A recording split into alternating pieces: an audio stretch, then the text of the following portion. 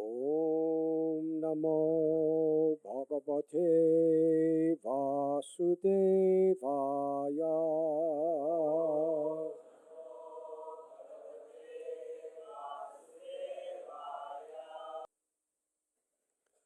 Shankarshanakaranato Yashayi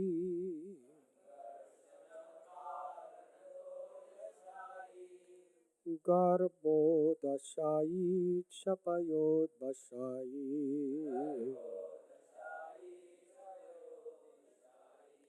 Sheshascha Yasyam Sakalasa Nitya Nandakya Rama Sharanam Mamastu.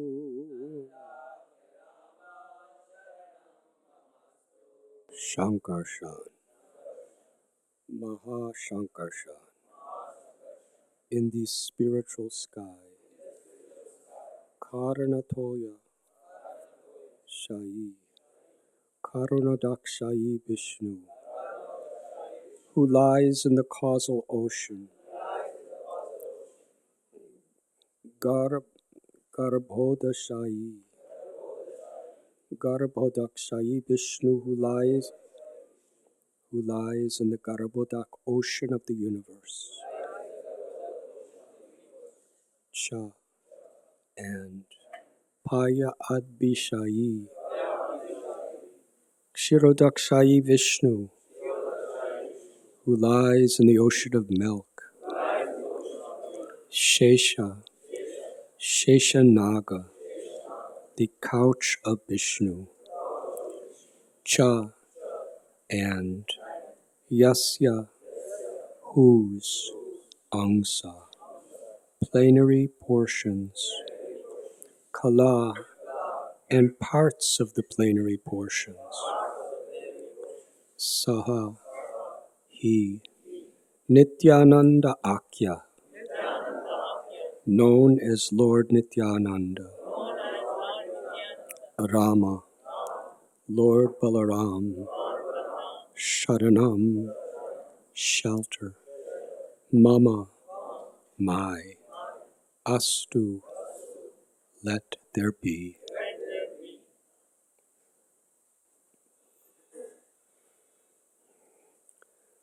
May Sri Nityananda Ram be the object of my constant remembrance. Shankarshan, Sheshanaga, and the Vishnus, who lie in the Karana ocean, Garbha ocean, and ocean of milk, are his plenary portions and the portions of his plenary portions. Purport by His Divine Grace, A.C. Bhaktivedanta Swami Prabhupada. Sri Swarup Damodar Goswami has recorded this verse in his diary to offer his respectful obeisances to Lord Nityananda Prabhu.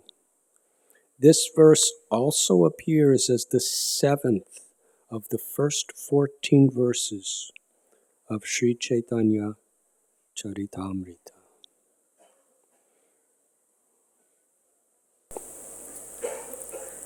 Hare Krishna.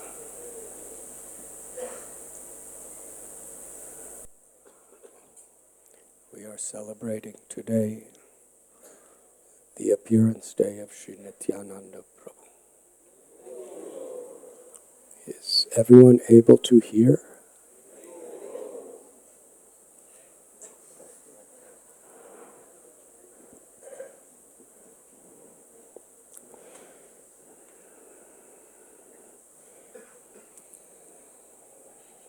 This verse from Sri Chaitanya Charitamrita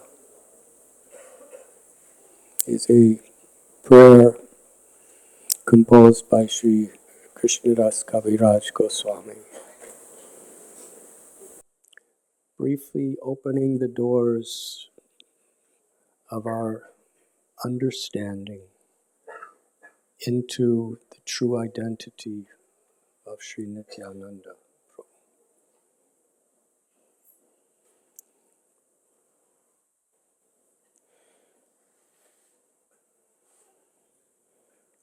Srila Narottam Das Thakur sings,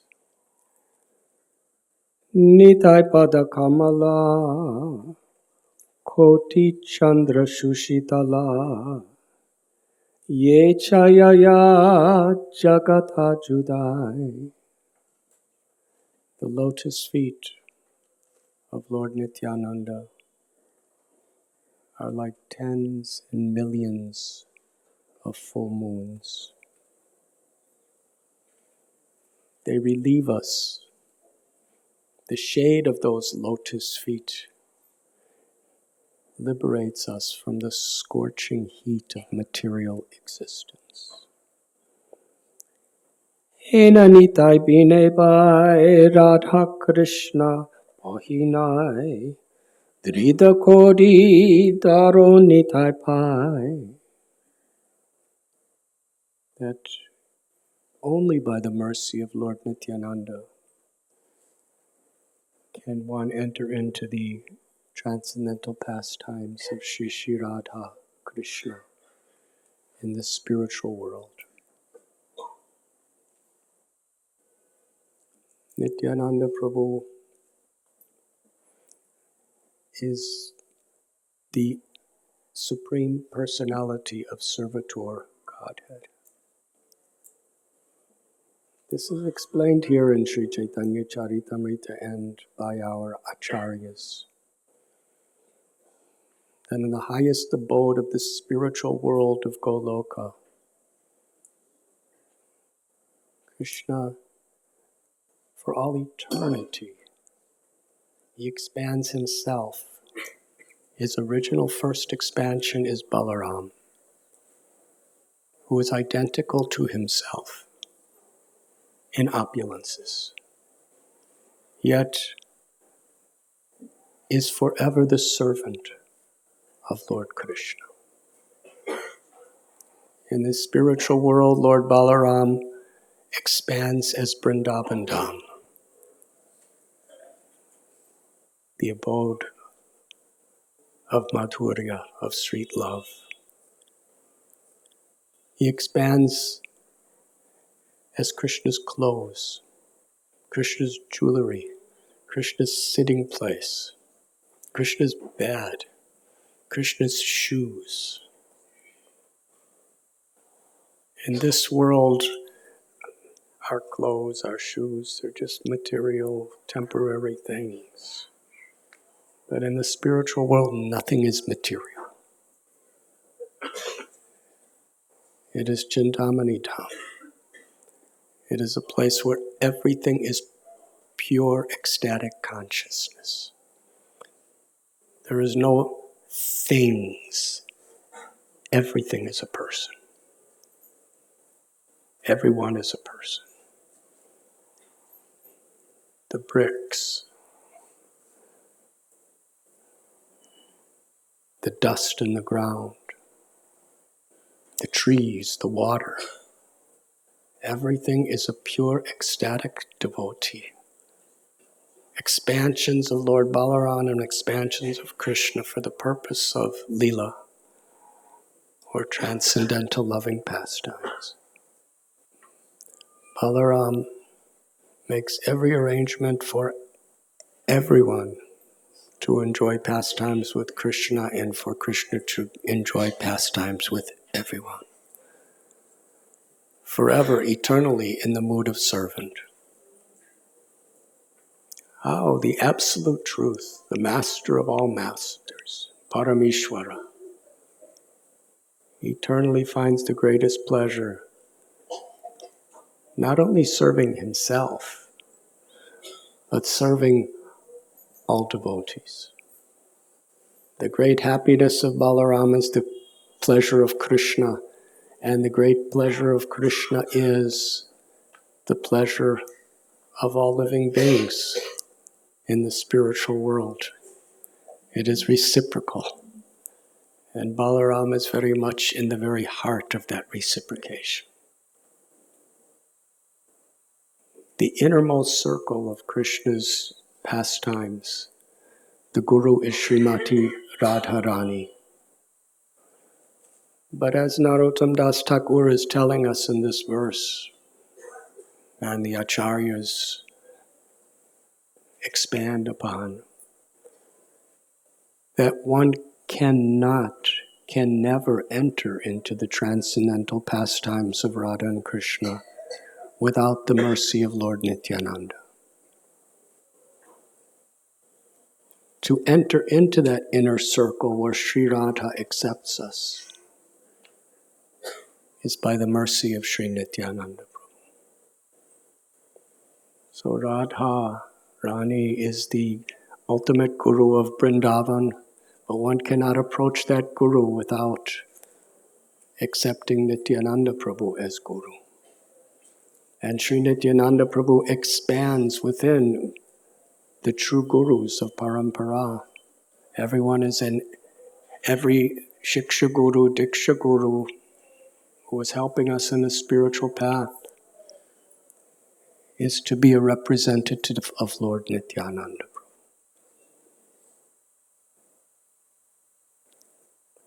Lord Nityananda Prabhu, who is Balaram himself, expands beyond Goloka Vrindavan to be the Chaturvyuha, Shankarshan, Aniruddha, Pradyumna, and Vasudev. From this Maha Shankarshan, Narayan appears, the Lord of Vaikuntha.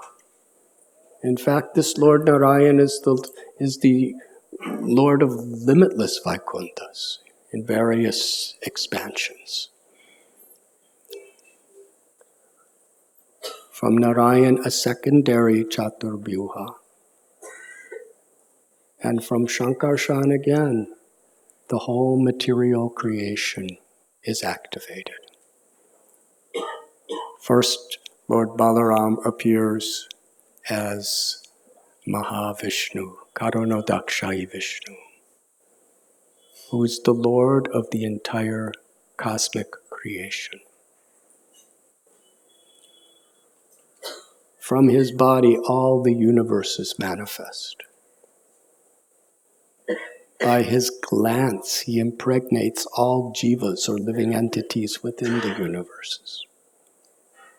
By his glance and by his will, he activates all the inactive elements of material existence through the three gunas by the power of time. Within each universe, he personally comes to reside as Garbhodakshayi Vishnu. By his own sweet will, from his navel a lotus flower sprouts and Lord Brahma is born. Brahma is the first being within the universe, each and every universe, and there's limitless universes. This the Vedas described. And Brahma, when he looks around, he sees only darkness. He doesn't know who he is. He doesn't know why he's there, nor what to do. Kind of like a little baby child. You've seen little infants born. They don't know who they are. They don't know what to do. They don't know why to do it. So Brahma, although he's a very advanced personality, he's in that state. In other words, Prakriti kriyamanani gunai karmani sarvasha ahankara vimudatma karataha miti manyate. Whoever we are, we're completely dependent on the higher power of Krishna's grace. Nityo nityanam chetanas chetananam eko bahunam yogadadati kaman. There is one supreme eternal, and there are many, many other eternals. Limitless eternals. But these limitless eternals, the jivas, are forever dependent on the one supreme eternal. Tene brahma hridaya adakavaye. Lord Vishnu gives knowledge to Brahma. But first, he wants Mahajano yena gata sapanta. Brahma is a Mahajan. He wants to set the example for all of us. Brahma tries to figure out himself what's going on. He climbs down the stem of the lotus flower, trying to discover who I am and where am I, what am I supposed to do? And he sees the causal ocean, massive waves, endless. And he realizes he's insignificant. He becomes even more confused. See, that's the way material nature is. The more you try to figure it out yourself, the more confused you become. And in the height of the deepest ignorance of confusion, you think you have it figured out. That's what it means to really be confused, when you actually think you know who you are and what's going on and why you're here. That's why science, technology, all these things without a spiritual connection actually just covers us more and more and more in ignorance, and we're thinking we know everything.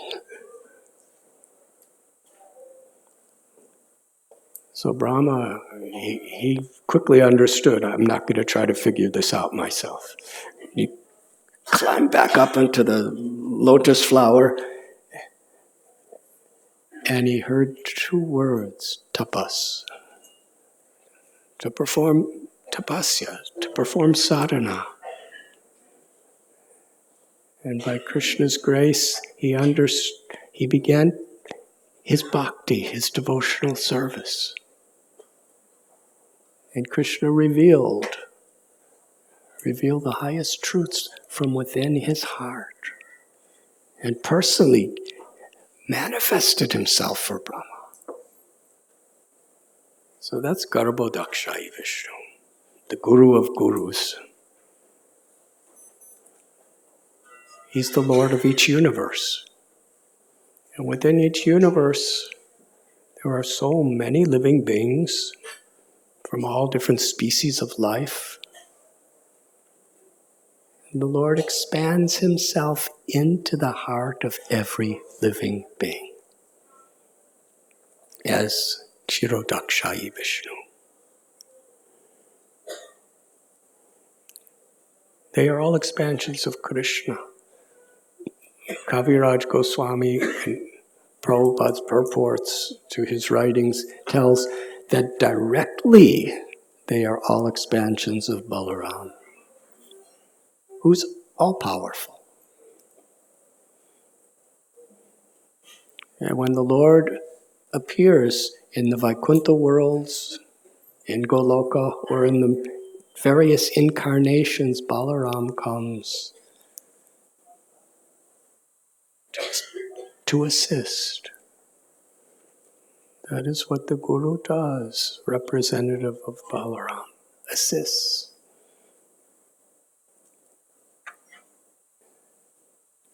When he comes as Vishnu, Balaram is Ananta Shesha. He's the bed of Lord Vishnu, the umbrella of Lord Vishnu. When he appears as Lord Sri Ramchandra, he comes as Lakshman, the Lord's younger brother. The service attitude of Lakshman is celebrated in the hearts of all devotees. Although he's the Supreme Personality of Godhead, his only wish is to make beautiful arrangements for Ram, and later for Sita and Ram. Ram and Lakshman were constant associates from their very births in this world. When Vishwamitra Muni came to Ayodhya and told Dasarath, I want to take your eldest son with me to the forest to fight the most powerful, deadly asuras, rakshasas. Dasarath said, no, I cannot send my little son Ram. He's hardly a teenager. I will go, and I will lead all my armies. Vishwamitra Muni said, you and all your armies cannot compete with these rakshasas, but your little son Ram, he can do. They are all the associates of Ravana. When Dasarath heard the name Ravana, he trembled with fear. How could my little Ram fight against the relatives of Ravana? You cannot go. Vishwamitra Muni, who understood the powers of Ram, he became very angry. He said, you gave me a promise you would do anything I asked of you. And Vashishta Muni said, I know this Vishwamitra Muni, what his powers are. If you don't give him Ram, everyone's finished. Just give him Ram. He himself can overpower all these rakshasas, but because he's a Brahmin, he won't do it. And so when Ram started going to the forest, Lakshman said, I'm going with Ram, of course. Lakshman's never separated from me. And Sumitra, the mother of Lakshman, it was just understood wherever Ram is, Lakshman is. And later on, and they got married together in Mithila. When Ram was banished, Lakshman came. I'm going with you. 14 years. Such wonderful stories.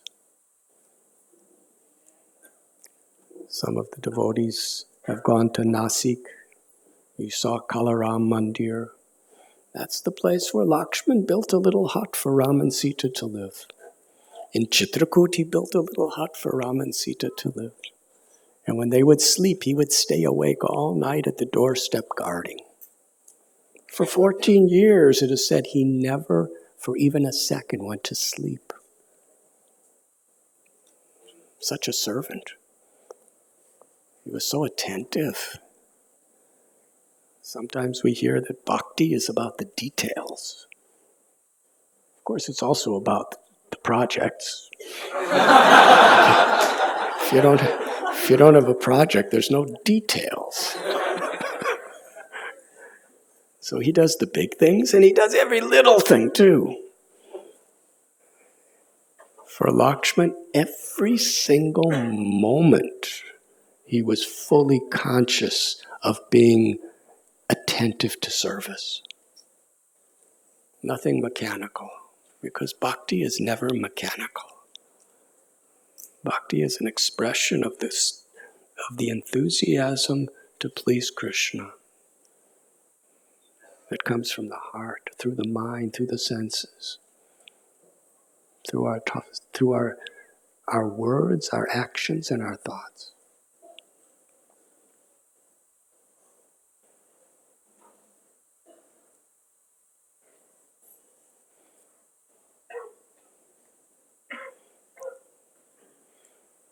When Krishna appeared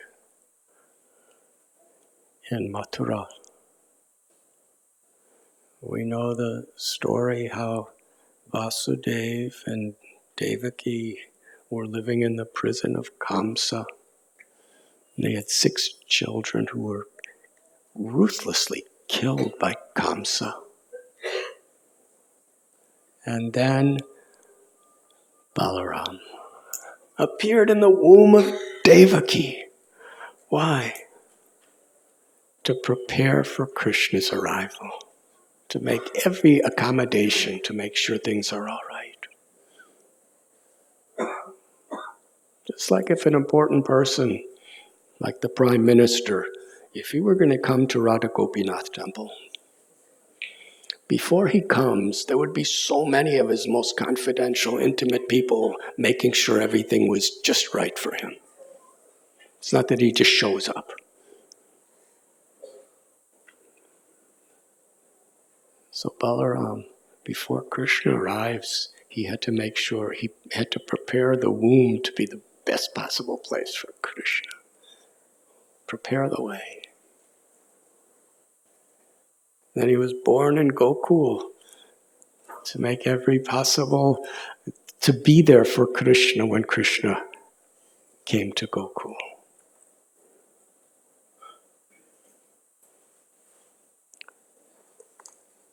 That same Balaramji has appeared as the older brother of Sri Chaitanya Mahaprabhu as Nityananda Prabhu. In every way, he served the every wish of Lord Chaitanya. What is Lord Chaitanya's mission? Parama Karuna Pahundui Jana Nitai Goda Chandra. We just sang this wonderful song by Srila Lochandas Thakur. These two brothers, Parama Karuna, they have the supreme, all-inclusive compassion.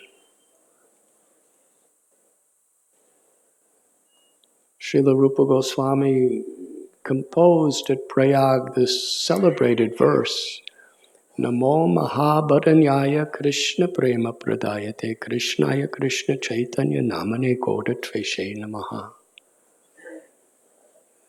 The Lord Chaitanya is the most merciful, the most munificent of all incarnations. He's even more munificent than Krishna himself, although he is Krishna himself.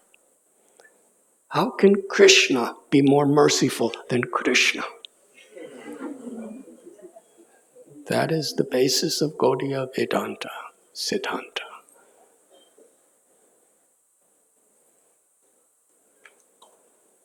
In Vaikuntha, the spiritual world, there is Aishwarya Bhav. Love in the great reverence of the majesty of God's supremacy. Vrindavan is Madhurya Dham, a place where all the loving exchanges are very sweet, so sweet that the inhabitants of Vrindavan do not even consider Krishna God. Krishna covers that aspect of himself. How does he cover? By manifesting such an overwhelming sweetness of his beauty, of his playfulness, of his lila, the sound of his flute, that people just love him so dearly, so intimately. The idea that he's God is so far in the back of their minds, they don't even consider it. And even if somebody tells them, Gargamuni said that this little Krishna is actually the supreme absolute truth. He's Narayan. He's the cause of all causes. He's come in so many incarnations in different colors for different purposes throughout the ages. He said it. Nanda Maharaj told Yashoda, she heard it. When Yashoda Mai looked in Krishna's mouth to see if he ate dirt, and it's really interesting, Balaram told Yashoda, Krishna ate dirt. Now, what kind of servant is that?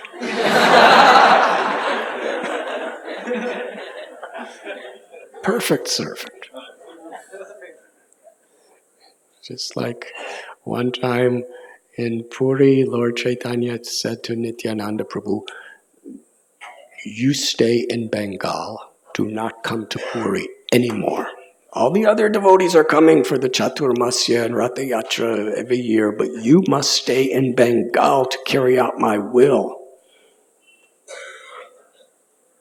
The next year, Nityananda Prabhu came to Puri. Now, if you do that or I do that, we're not obeying. But Nityananda does it. It's higher than obeying.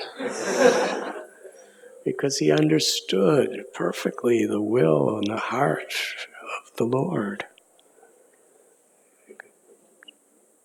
Krishnadas Kaviraj Goswami praises Nityananda Prabhu, that Lord Chaitanya ordered him not to come, and by his infinite, sweet love, he came.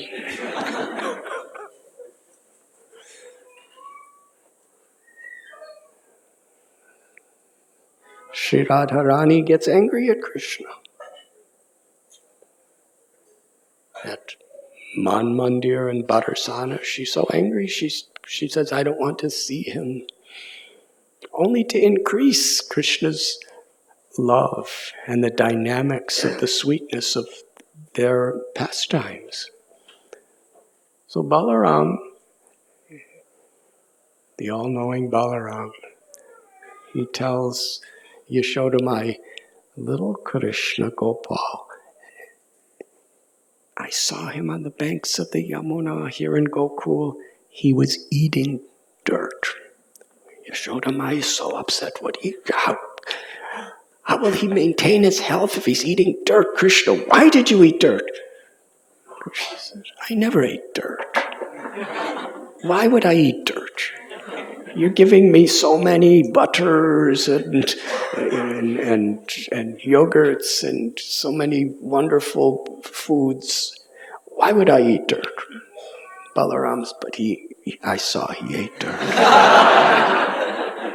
Balaram is always on your side. He's with you for everything. Why would he tell a lie? Krishna said he's lying. I never ate dirt. If you don't believe me, look in my mouth. She said, open your mouth. The reality is Balaram was correct. He did eat dirt. And Krishna was correct when he said he didn't eat dirt. But his correctness is based on rasa. It's not based on facts. Sometimes we become so obsessed with facts that we forget the spirit of the purpose of life. We're just filled with facts. The whole purpose of philosophy is to awaken our love for Krishna.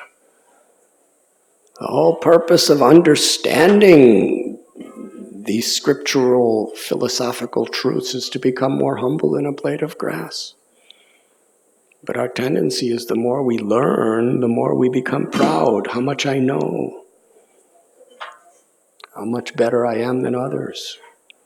That means you don't understand the spirit and the purpose of what you're learning.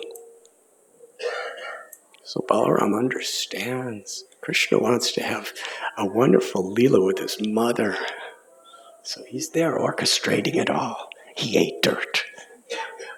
And Krishna wants to give his mother something so special. And the whole world for all time to come. So he said, I didn't eat dirt. So to increase his mother's love, he spoke the highest truth.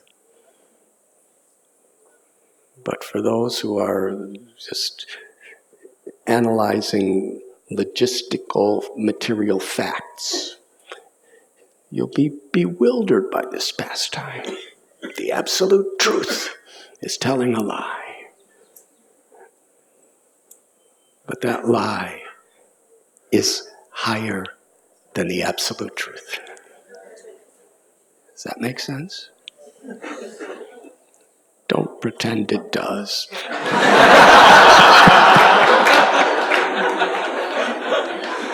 It's inconceivable. And therefore all of our acharyas are continuously telling us you cannot understand without Sri Radharani, Sri Nityananda Prabhu, and our Guru's grace. Without the grace of great Vaishnavas, we cannot understand these things. Because the understanding only comes when Krishna reveals. And that's by his sweet will. So Yashoda looked in the mouth and she didn't just see dirt. She saw the entire universe. Oceans, mountains, planets, demigods, all living beings. She looked closer and saw herself looking in Krishna's mouth. She was, who is Gopal?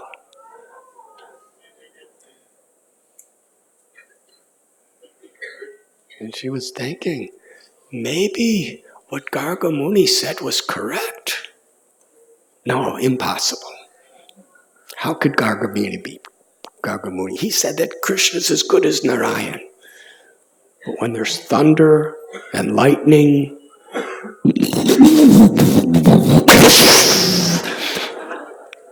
Krishna cries and he runs to me and he cries and cries and cries. He's trembling in fear until I embrace him and I kiss him and give him my milk, and then he smiles.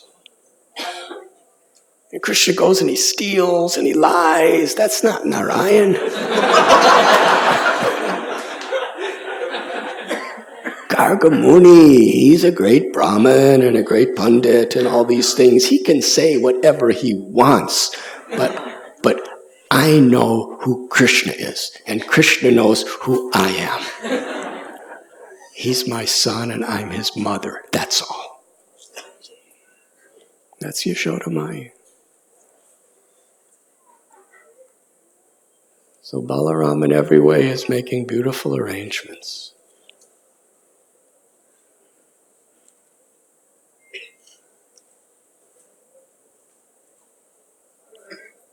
He understood the heart of Lord Chaitanya. And he came to facilitate it in every way. How do we know about Sri Chaitanya Mahaprabhu? The first biography of Lord Chaitanya is Sri Chaitanya Bhagavat by Vrindavan Das Thakur. Who is Vrindavan Das Thakur? He was a direct personal disciple of Nityananda Prabhu. In fact, it is said he was his last disciple. Lord Nityananda Prabhu revealed to Vrindavan Das Thakur all the inner truths of Lord Chaitanya. Lord Nityananda Prabhu instructed Vrindavan Das Thakur to write this biography of Lord Chaitanya. And along with the instructions, he gave him direct perception and vision of the wonderful pastimes of Lord Chaitanya. In fact, by Nityananda Prabhu's grace, Vrindavan Das Thakur was the Vyas of Lord Chaitanya's pastimes. Srila Veda Vyas manifested as Vrindavan Das Thakur. Vyasadeva, the culmination of all the Vedic literatures, was the Srimad Bhagavat.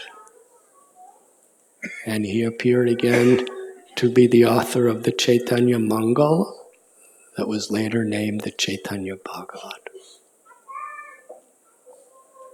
Krishnadas Kaviraj Goswami,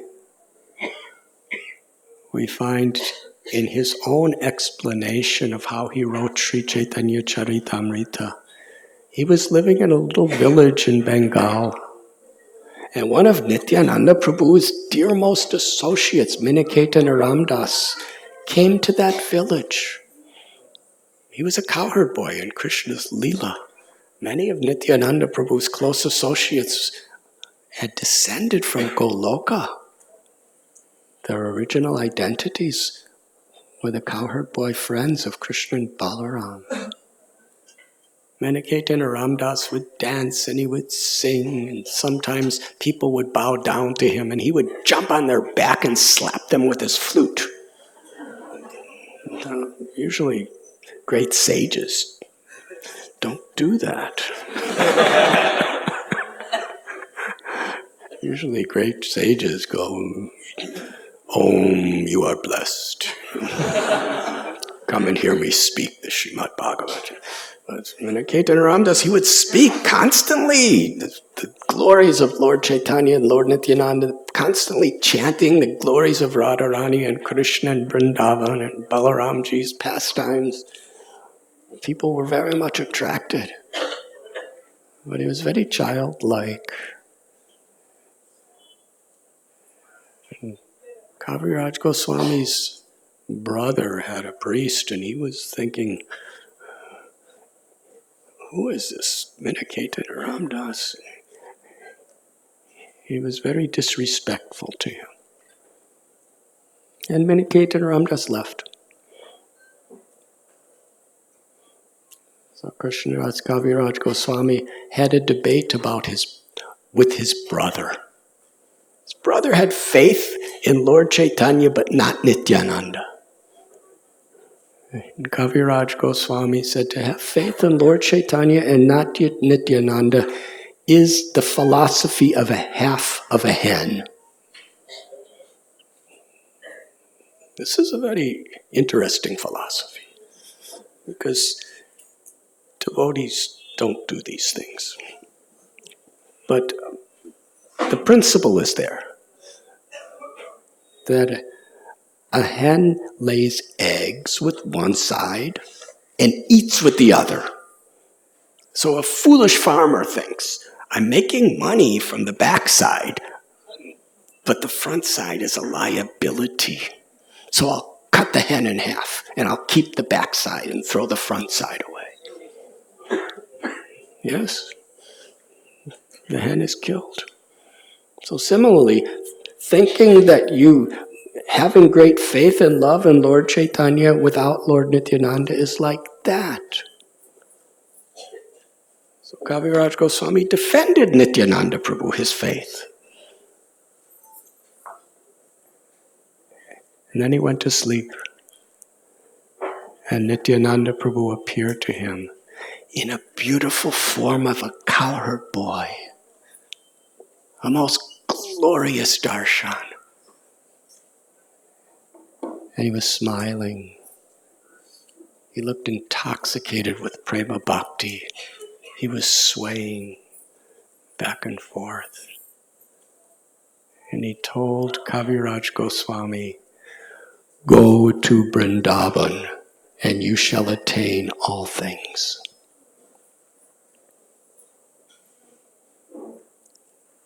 Krishnadas Kaviraj Goswami, as soon as he woke up, he left home for Vrindavan. He was already very old. He didn't go by buying a train ticket or a plane ticket. He walked.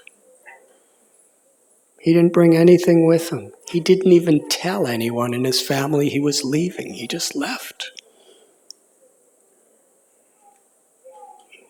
By the mercy of Lord Nityananda, and he's continuously telling us, it's by the mercy of Lord Nityananda that I have come here. He lived at Radhakund, and every day he would hear the pastimes of Lord Chaitanya from Raghunath Das Goswami. Raghunath Das Goswami was the personal assistant of the personal secretary of Lord Chaitanya for many, many years.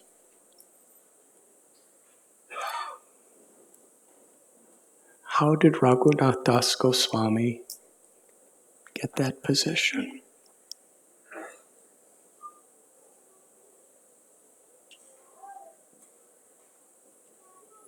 By the mercy of Nityananda Prabhu. Every day, Krishnadas Kaviraj Goswami would sit for the for the Mahaprabhu Katha of Radhanath Das Goswami. On the banks of Radhakund for about 3 hours every day, for years, Radhanath Das Goswami would speak Lord Chaitanya's pastimes. Because he had access to Swarup Damodar Goswami's personal notes. He had access to the notes of Murari Gupta. We know the pastimes of Raghunath. He was born from very wealthy, influential father and uncle, Govardhan and Hiranya. They were like billionaires. And of the 2 brothers, he was the only child. So he was the heir to everything. Everything the Hiranya and Govardhan did in their life was actually to build up things to give to their son. But the son, he happened to one time go with Balaramacharya Yandu to meet Haridas Thakur in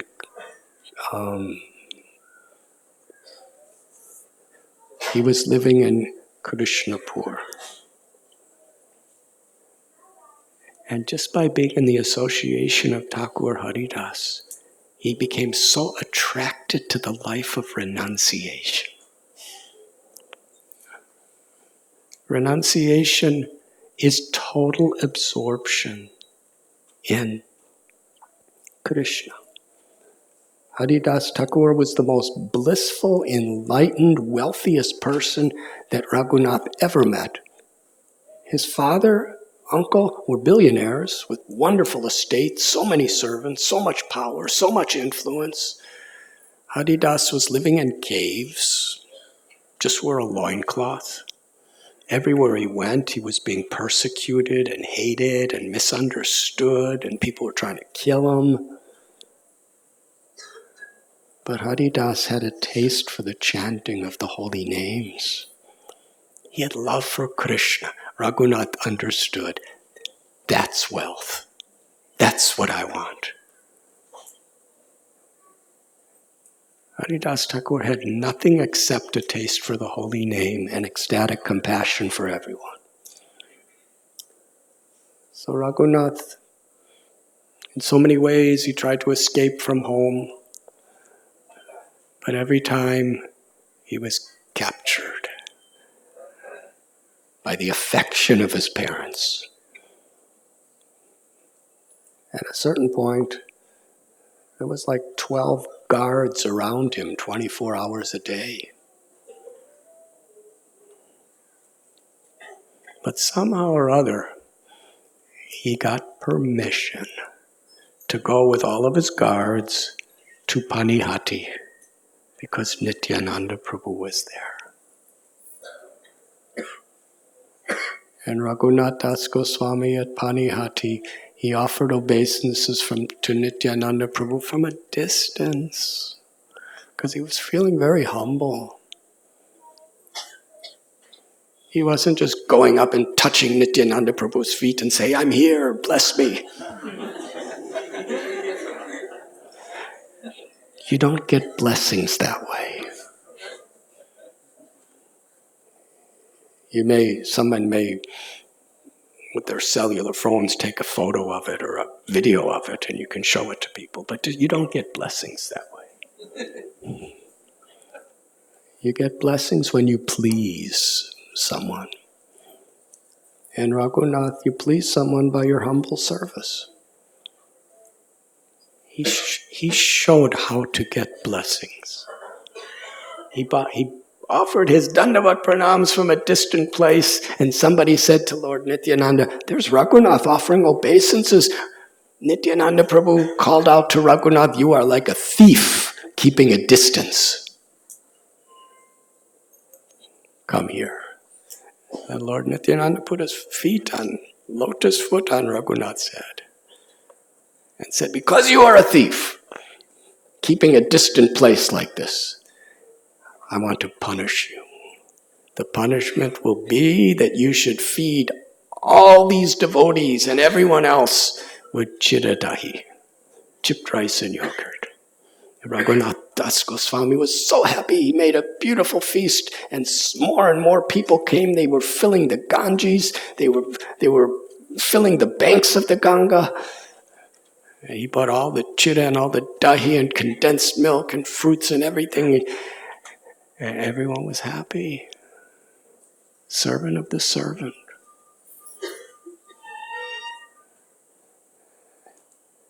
And the next day, well, actually that day, Lord Nityananda was so pleased to see all the devotees eating this simplest prasad. You know, he's a billionaire son. Lord Nityananda could have said, I want gulab jamans and samosas. It's Bengal, you should give ras malai and rasgullas. Chira. Chira is the cheapest thing. It's beggar's food. Chipped rice. But Raghunath was so happy. Whatever the Lord desired. And Nityananda Prabhu personally, in his heart and mind, called Lord Chaitanya Mahaprabhu to personally appear there. And Lord Chaitanya, only Nityananda Prabhu and a few others could see him. He and Nityananda Prabhu were going to each devotee and taking some chiradahi from them and eating it. And they danced. Lord Radhanath Das Goswami got to see the beautiful kirtan of Nityananda Prabhu that night. And Radhanath Das Goswami was given the direct Maha Prasad from the plates of Lord Chaitanya and Lord Nityananda. By Nityananda's mercy. And the next day, Raghava Pandit came and said that Radhanath Das Goswami has a prayer. He wants to be relieved from all the implications, complications, and attachments of his material surroundings, and he wants to dedicate his life completely to the loving service of Lord Chaitanya Mahaprabhu and the association of devotees. Some of us take association of devotees for granted. Radhanath Das Goswami was willing to give up so much and so much risk to be in the association of devotees.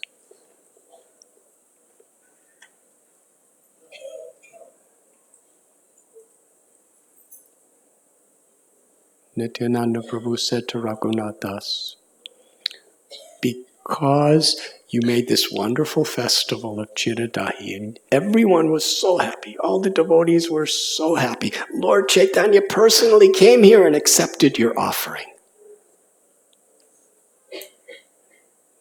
Then Nityananda Prabhu asked all the devotees to bless Radhanath Das Goswami. Radhanath Das went to every devotee, humbly bowing down, offering all respects at their feet. And they all spontaneously, from their hearts, showered their blessings upon him.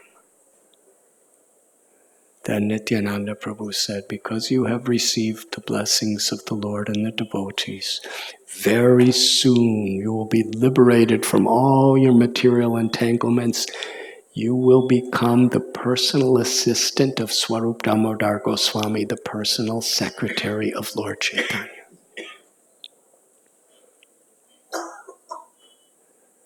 It was by Nityananda Prabhu's mercy that Radhanath Das Goswami had that most intimate, loving service to the Lord. He became our Prayojana Acharya. Prayojana is the highest perfection of ecstatic love. Sambandha Abhideya Prayojana. To establish our relationship with Krishna, to render loving service to Krishna with deep attachment, and The culmination is when the ecstasy of the love of the heart is awakened. In the mood of the gopis, Sri Radhanath Swami was revealing the most intimate secrets of being the servant of Sri Radharani in her loving service to Krishna.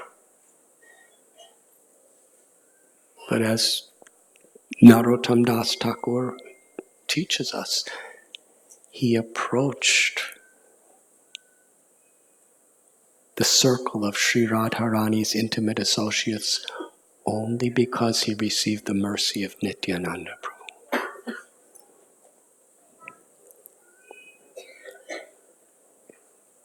It is from Raghunath Das Goswami that Krishnadas Kaviraj Goswami received the transcendental flow of the nectarine pastimes of Lord Chaitanya and Lord Nityananda.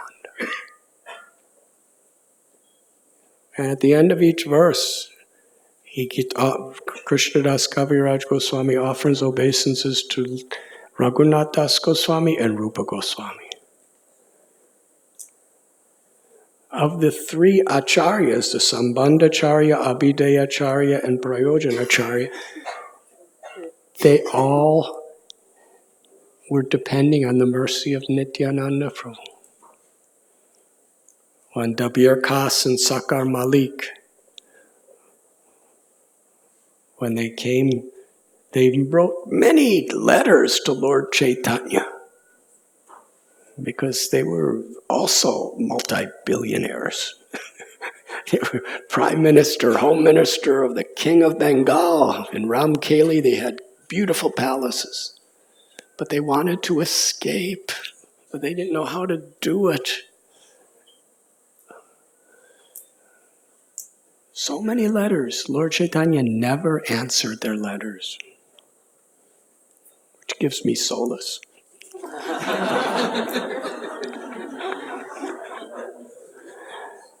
Finally, he just wrote one cryptic little line that if a lady loves some other man but her husband, she serves her husband very nicely, but thinks of her lover. What does that have to do with becoming a Goswami?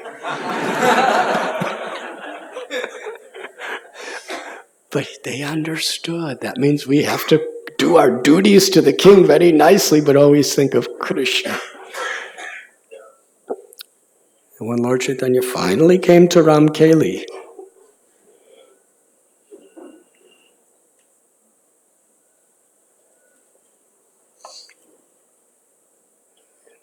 he had wonderful kirtan. And late at night, when he was sitting under a tamal tree and a kadamba tree, incognito, Dabir Khas, Sakar Malik, and their brother Anupam, they came to meet him. And who did they first meet? Nityananda Prabhu. And Haridas Thakur. Because Nityananda Prabhu and Haridas Thakur, their relationship with each other was the ultimate manifestation of compassion and mercy. And Nityananda Prabhu he blessed Dabir Khas, Sakar Malik, and Anupam, blessed them and brought them in to have darshan of Lord Chaitanya.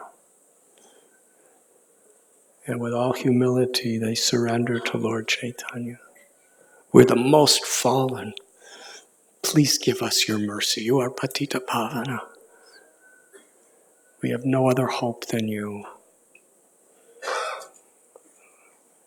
Lord Chaitanya told Rupa and Sanatan, please stand up. Your humility is breaking my heart. This is a very deep concept.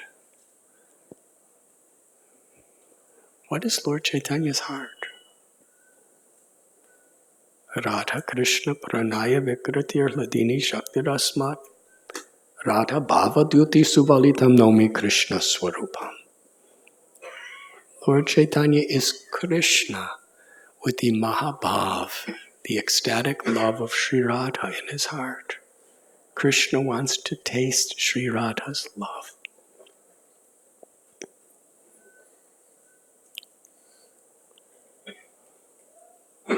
The treasure of Lord Chaitanya's heart is Radha's love for Krishna. It was the humility of Rupa and Sanatan. Lord Chaitanya said, it's breaking my heart. That means, just like the Panchatattva, they broke open the storehouse of love of Godhead and distribute the contents. Humility breaks open the heart of the Lord, and then he distributes the content of his heart, ecstatic love. There's no way else to get it. And it was by the mercy of Lord Nityananda Prabhu that they had that chance.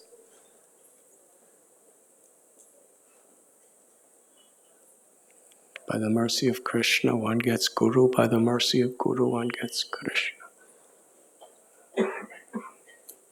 By the mercy of Lord, Vrindavan Das Thakur says you can only understand Nityananda's mercy by the mercy of Lord Chaitanya.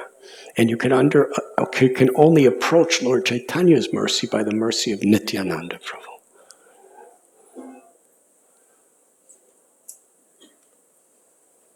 So, Rupa and Sanatan, or Dabir Kas, Sakar Malik were given the names Rupa and Sanatan Goswami. They were initiated that very night.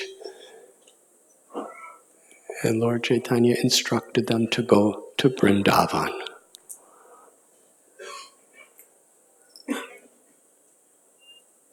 So throughout our great Gaudiya Vaishnava literatures, we find the root is Nityananda Prabhu's mercy. Narottam Das Thakur was the Acharya of the next generation after Rupa and Sanatan and Raghunath Das. Sambandha, Abhideya, Prayojana, all three, they were recipients of the mercy of Lord Nityananda.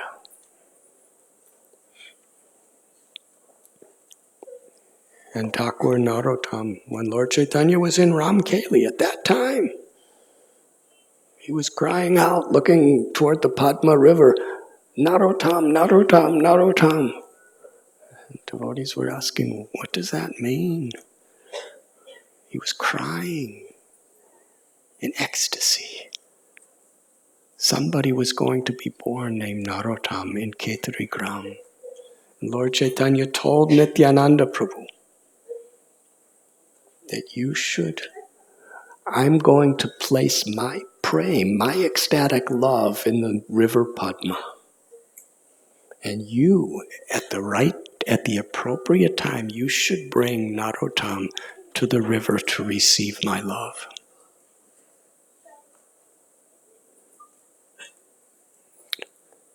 It was Narottam. He had the dream. He was crying for Lord Chaitanya's mercy, crying for Lord Chaitanya's service. He was also son of a very wealthy king, Krishnananda Dutt.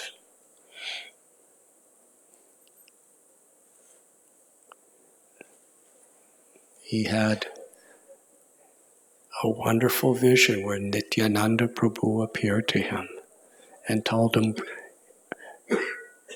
early in the morning, go to the Padma River, take your bath there.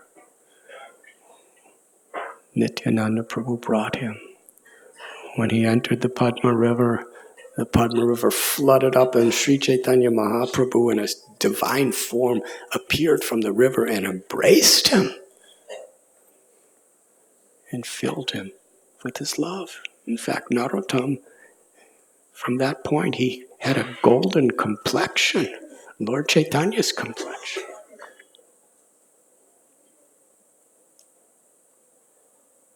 This beautiful song of Narottam Das Thakur what is the realization of his appreciation of Nityananda Prabhu? We read in the pastimes of Thakur Narottam, he was a gopi, a personal assistant of the Sakis.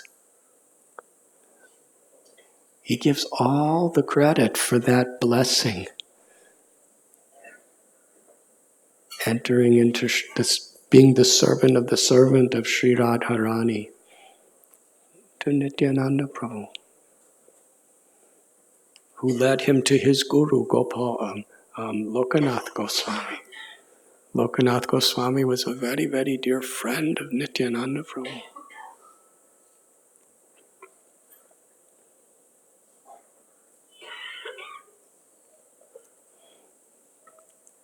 Anantashesha has 1,000 mouths, and those mouths, he doesn't sleep. I've never heard about Anantashesha eating either. And even if he does, he can eat and talk at the same time. For all eternity, Anantashesha, with every one of his mouths, is discussing the names and glories of the Lord.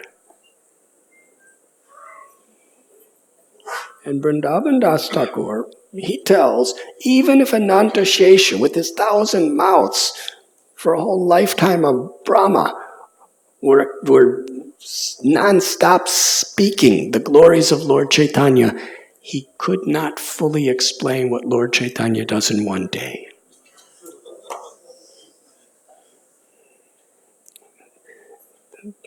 We can't understand that. It's inconceivable.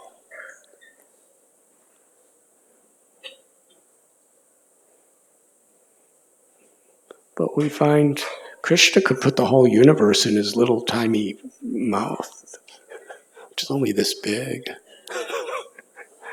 He could put all the Himalayan mountains and the Sayadri mountains and the Rocky Mountains and the Alps mountains and the Pacific Ocean, Atlantic Ocean, Indian Ocean, Arabian Sea, everything. All living beings in his mouth this big. That's Krishna. If he can't do that, then he's not God. Then he's not God. If you can't do it, you're not God. And you never will be. And you never were. But Lord Chaitanya, this is his power. So if he wants to do limitless pastimes in one moment, he can do. Lord Chaitanya told Rupa Goswami that the pastimes of Krishna, the qualities of Krishna, the beauty of Krishna, the love of Krishna is like an ocean that has no bottom and no shores. A limitless ocean. He said, the most I can do is explain one drop. But that single drop has the capacity of completely flooding the entire universe with ecstatic love. That is Krishna.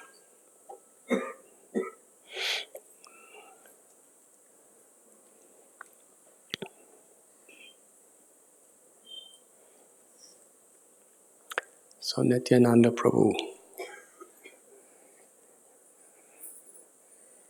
he appeared today. Or let us say he appears today. And I guess I should start the class now.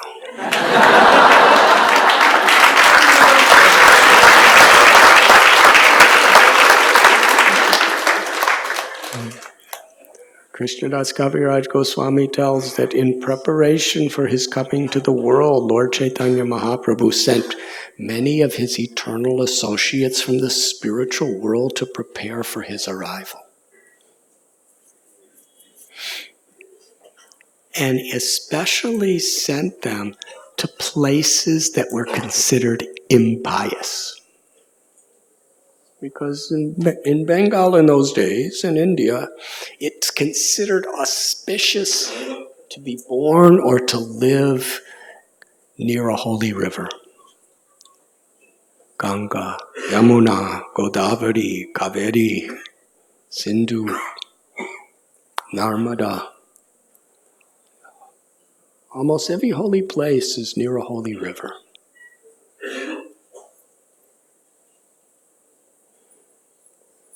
But Lord Chaitanya sent many of his associates to places that were considered very impious, like Ekachakra in Radha Desh.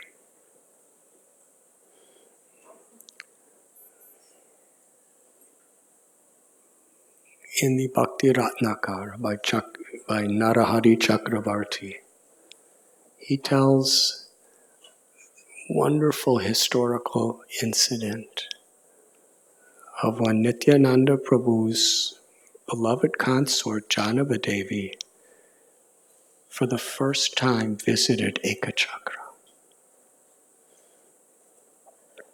Nityananda Prabhu had already disappeared from the world. Janavadevi was invited by Srinivasacharya, Narottam Das Thakur, and Shamananda Thakur to Khetri, a little village in what is today Bangladesh, for the first Gaur Purnima, the first celebration of Lord Chaitanya's appearance among devotees. Since Lord Nityananda Prabhu had already disappeared from the world, Lord Chaitanya, Swarup Damodar Goswami, Ramananda Rai, they had already departed. It was Narottam, Shamananda, Srinivas, and they were inviting whatever associates of Lord Chaitanya were still with us. And the special guest of honor, the senior most acharya of our whole sampradaya, was Nityananda Prabhu's Shakti, his consort Janavadevi. When she received this Nityananda Prabhu actually appeared to Janavadevi in a loving vision and expressed his desire that she go for this ceremony.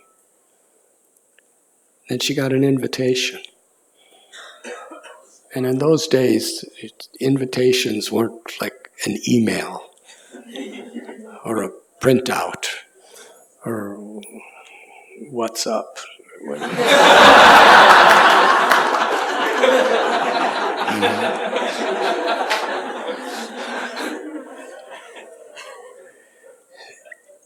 Every invitation, Narottam Das Thakur, Srinivasacharya, Shamananda, they had personally, in beautiful handwriting, a personal letter to that person.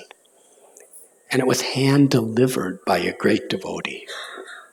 These devotees had to walk for miles and miles and days to find you, and then this is handwritten by Narottam Das Thakur, Shamananda, and Srinivasacharya. It's an invitation. And not only the handwritten invitation personally to that person, each one different than all others, but also so many gifts were offered. So Janavadevi, as she was going, so many of her associates and other devotees were coming. Nityananda Prabhu's mercy. Narottam Das Thakur, the night of Gaur Purnima, he was leading a kirtan. And Janavadevi was so pleased with his kirtan. She glanced upon, for a long time she glanced and gazed upon Narottam Das Thakur. This is Nityananda Prabhu's Shakti. It entered Narottam Das Thakur's heart in such a way that as he was chanting, everyone was crying in separation from Lord Chaitanya and his associates. And in the midst of the kirtan, everyone was crying so much in this viraha bhava for the Panchatattva and the devotees, that the Panchatattva appeared, along with all the other devotees who had disappeared from the world, ecstatically chanting and dancing with the devotees who were here in the world. There was no happiness higher than that. But something happened that was even happier. They disappeared. And now everyone was rolling in the ground, crying in grief. But that grief was even a higher happiness when they were there, because they came to prepare them for love and separation when they left.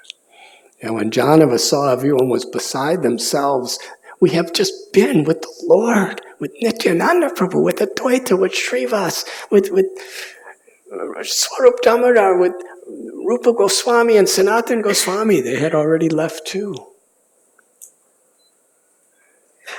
It was, could you imagine? When we're doing kirtan, Srila Prabhupada just appears dancing with us, weeping in ecstasy of love for us, and Bhakti Siddhanta Saraswati Thakur and Gorkishoras Babaji and Bhakti Vinod Thakur. Can you imagine if our kirtan, they actually appear physically? And they're dancing and they're crying and they're glancing on us, and each and every one of us is thinking, they're all only looking at me. And then Rupa Goswami and Sanatan Goswami, Raghunath Das Goswami, Gopal Bhatta Goswami, Jiva Goswami, Raghunath Bhatta Goswami, and Ramananda Rai and Swarup Damodar and Lord Nityananda and Lord Chaitanya and all of their associates. They're dancing with us all together. Then they disappear. And we know we'll never see them again in this life. But we're weeping, we're crying for them. That's what Vapu is meant to increase the love and separation that's inevitable. And in that love and separation, the deepest connection is made. So they were rolling on the ground, weeping. But Janava Devi, Lord Nityananda's mercy, she understood everything's at a stop. So she called Srinivasacharya and said, now we should start the Holi festival. And then everybody became enthusiastic again. So it was Nityananda Shakti that was the very basis of that whole festival. Janava Devi, after, she went to Vrindavan. Wonderful pastimes in Vrindavan. At one time she was at Radha Gopinath temple. And Gopinath was very beautiful, and Sri Radharani was very beautiful but very tiny in size. And Janava Devi was thinking, Radharani's very small compared to Krishna. But then she thought, who am I to judge how big Radharani wants to be? So she didn't say anything. That was during Arti. Then she took rest that night, and Srimati Radharani appeared to her and said, actually, I'm too small. You should go back to Bengal and make a deity of me that is more harmonious with the size that Krishna is. And then Gopinath appeared and said, everything Sri Radharani says is what I want you to do. So then she decided to go back to Bengal, because Vrindavan was a forest in those days. If you want a deity, you had to go to Bengal to get the deity unless it was self-manifested. Things changed. Now everyone goes to Vrindavan to get deities made. It's still a forest, but you have to have the eyes to see it. As she was walking through Bengal, she decided to go to Ekachakra. And many of her most confidential associates were with her. When they came to the outskirts, they were feeling incredible happiness. Then they saw a very old Brahmin who was walking with a stick. Janavadevi and her associates, they sat under a big banyan tree and just watched this old Brahmin. He was looking around. He was crying. He was the only person around. He walked right up to them and he sat down. His eyes were looking here and there and seeing everybody. But he didn't say anything. And they asked him. They said, please tell us, who you are, and we've come to Ekachakra. It seems like everything is in ruins. Why is this? And the Brahmin began his story. He said, long ago, the Pandavas lived here in Ekachakra. The story is there in Mahabharata. It is there that Bhima killed Bakasura. And from that time, Ekachakra has been a very holy place. As time passed, it was a community where there was great wealth, where everyone had deep, genuine devotion. And there were scholars, pundits, who studied so many different scriptures right here in Ekachakra. Among them, there was a great astrologer who was known for having the power to see into the future. According to Vedic calculations, and this astrologer, he prophesies that here in Ekachakra, very soon, the Supreme Lord of all beings is going to take birth. Balaram is going to appear here in Ekachakra. He's going to perform his pastimes here.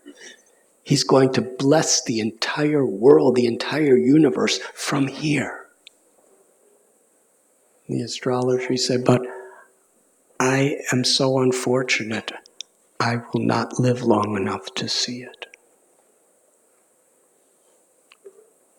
All the other pundits and scholars, they all discussed with him, analyzed the scriptures, analyzed the astrological calculations, and they all agreed, yes, what he is saying has to come true. This was the talk of Ekachakra for years.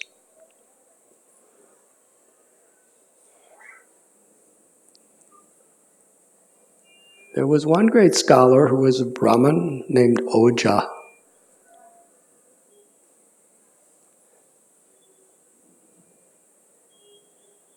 He, along with his wife,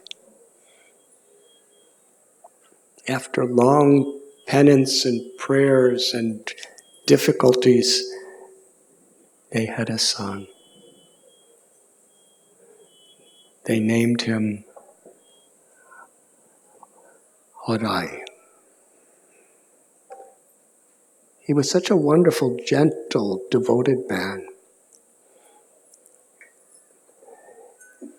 he was married to a lady who was of equal devotion and pure love. Her name Padmavati. Just after the marriage, Oja and his wife passed away. Hadai Pandit and Padmavati, they became the leaders of the whole Ekachakra. Not by their power or their administration, by their love for Krishna, by their compassion for everyone. It was on the 13th day of the waxing moon of the month of Magh that Padmavati and Hadai Pandit gave birth to Sri Nityananda Prabhu. As soon as he was born, everything became auspicious. Before that, there was a drought, and there was so many calamities, natural calamities. The second he was born, it was rains. Flowers were blooming. Crops were blossoming. There was happiness everywhere. And this little child, he was so beautiful. The people of Ekachakra were wondering. It appears that his golden complexion is as soft as fresh butter. His lotus-like eyes, his beautiful little smile. Little babies don't even have teeth at that time. He was so beautiful. Everyone in Ekachakra just wanted to look at the little boy. At the name-giving ceremony, someone gave him the name Nityananda. Others gave him the name Ram. Some called him Nityananda Ram. For short, they called him Nitai. Nitai. Padmavati held him on her lap. She couldn't let him go even for a second. Everyone in Ekachakra wanted to hold little Nitai on their lap. They loved him. Why? Because he loved them. Because he loved them so dearly. They could feel his love even coming from this little infant child. Causeless mercy. He was bestowing such ecstatic affection in the hearts of everyone. And he reciprocated with their love by revealing limitless beauty. Not just the beauty that attracts the eyes, a beauty that attracts the innermost love of the soul. He grew up a little. When he was just a small child, this old man is saying to Janava and her devotees, "One day I was in terrible distress. And all I could think of is I want to see little Nitai, who was just a very small little baby at the time. I just want to see Nitai." And he ran to Hadai Pandit and Padmavati's house, and there was little Nitai. He's just learning to walk. And he came up to the man, and he picked him up, and Nitai climbed on his lap. He said, "I embraced the child." He was like he was a golden puppet of butter. But usually butter melts, but it was the opposite. When he touched this puppet of butter, his heart melted. all my distress was gone forever. I was feeling ecstatic bliss. He said that is the effect that Nitai had on everyone. When he became about 5 years old, Hadai Pandit and Padmavati, they could not live unless he was in their sight. So they're doing everything for him, but he was always in the house. And one day Padmavati said to little Nitai, how would you like to play today? And Nitai said, I would like friends. So from that day on, all the little friends started coming to Hadai Pandit Padmavati's house. Nityananda Prabhu, he was the leader. He would play throughout the day and sometimes throughout the night with his friends. And the play was always enacting the pastimes of Krishna. He would teach all of his little children. And he would do it in such a way that they were actually reliving the pastimes of Krishna.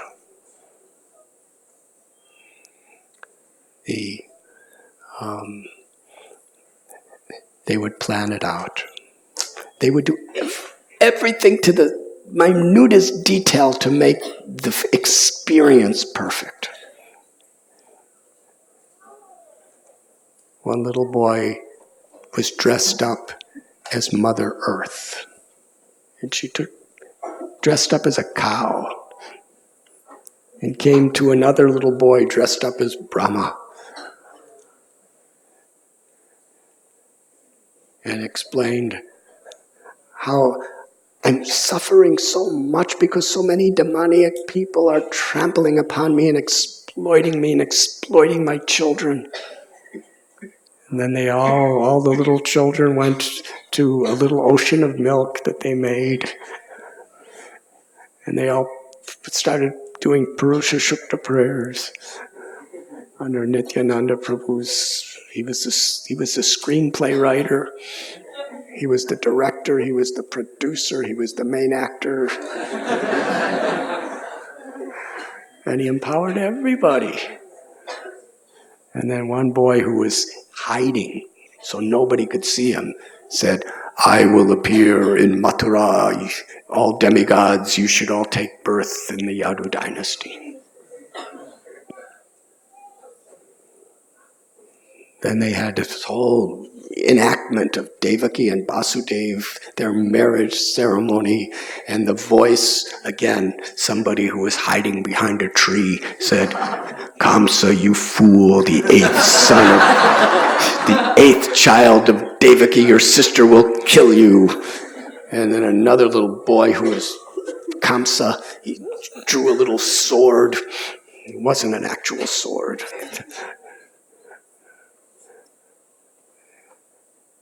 And they were so perfect in what they did. They all went out of their homes and met at midnight. They had constructed a prison cell. This is all in the fields of Ekachakra. And they reenacted the birth of Krishna. One little boy, he had 4 arms. And told Vasudeva and Devaki, bring me to Gokul. Then another little boy became Vasudeva and went across, because there was a river there in Ekachakra.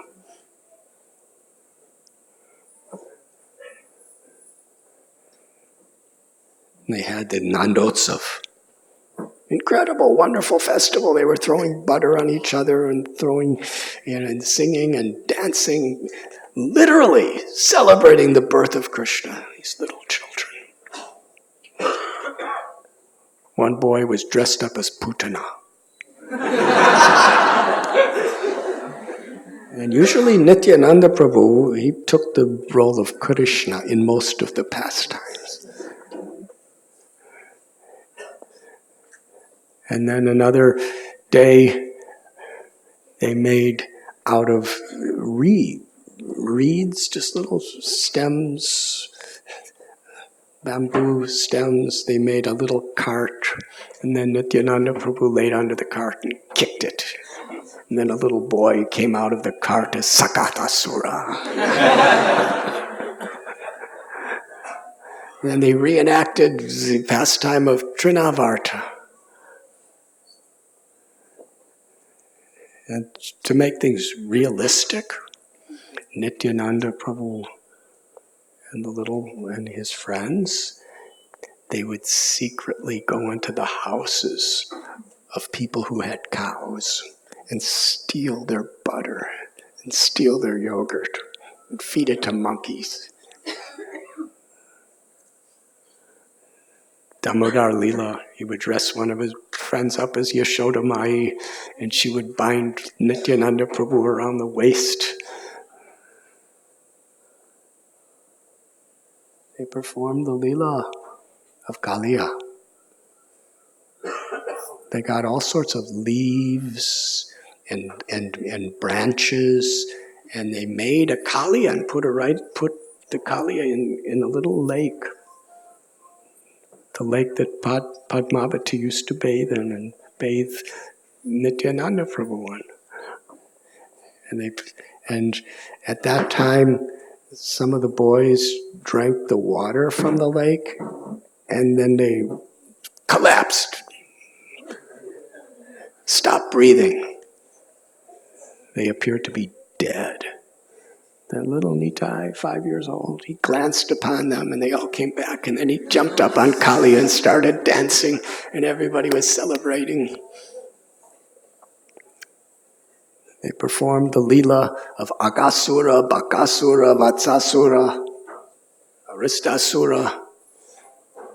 Little Nityananda Prabhu in the role of Giridhari lifted the Govardhan hill, and they performed the whole pastime. All the other little children were under the hill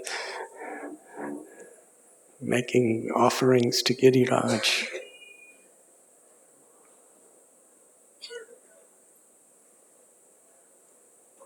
Sometimes the adults would come to watch. They were struck with wonder. They asked little Nitai, "How do you know all these pastimes?" Because the words the little boys used and the actions were exactly according to Srimad Bhagavatam. Nitai never heard these things like that. He didn't hear all these stories. They did every pastime of Krishna that's in the Srimad Bhagavatam. They asked Nitai, "How do you know all these pastimes?" And Nitai just smiled. He said, "These are my pastimes." But they couldn't understand. He was telling the truth.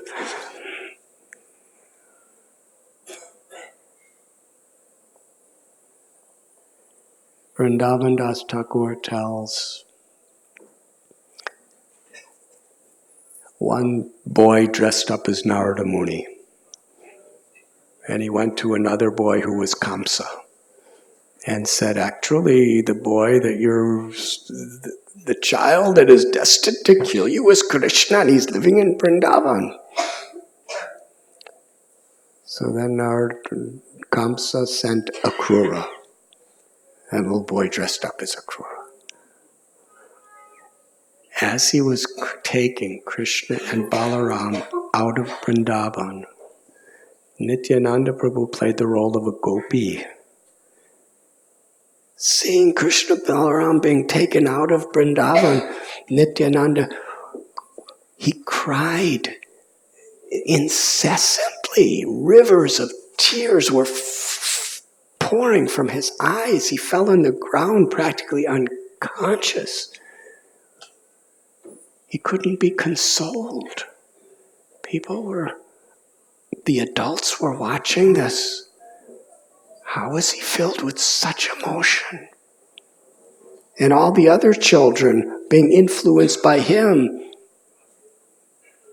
taking the role of gopis, they were all weeping and crying, not acting. It was a reality of their hearts. They were living the pastime.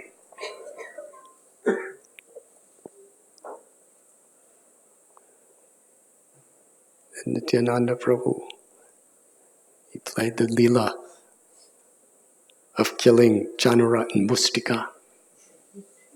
He had a little boy dressed up as Kubja, the hunchback woman. He liberated the flower seller, Sudama, and he also liberated the washerman in Mathura. Then he had one boy, Kuvalayapida, elephant. Then they all went into the wrestling arena, and there was Chanur and Mushtika, and they wrestled together, and then Nityananda jumped up and grabbed Kamsa and punched him. Of course, he didn't hurt the boy. And after Kamsa was dead, all the boys were dancing and dancing and crying in ecstasy, chanting the holy name.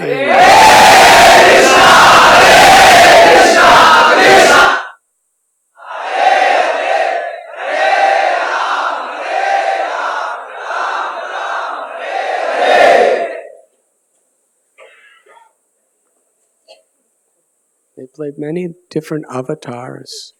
Nitai became Vamana avatar, and another boy was Bali Maharaj. He had little boys playing Prahlad and Narsingha Dev and Hiranyakashipu. They enacted the whole pastime.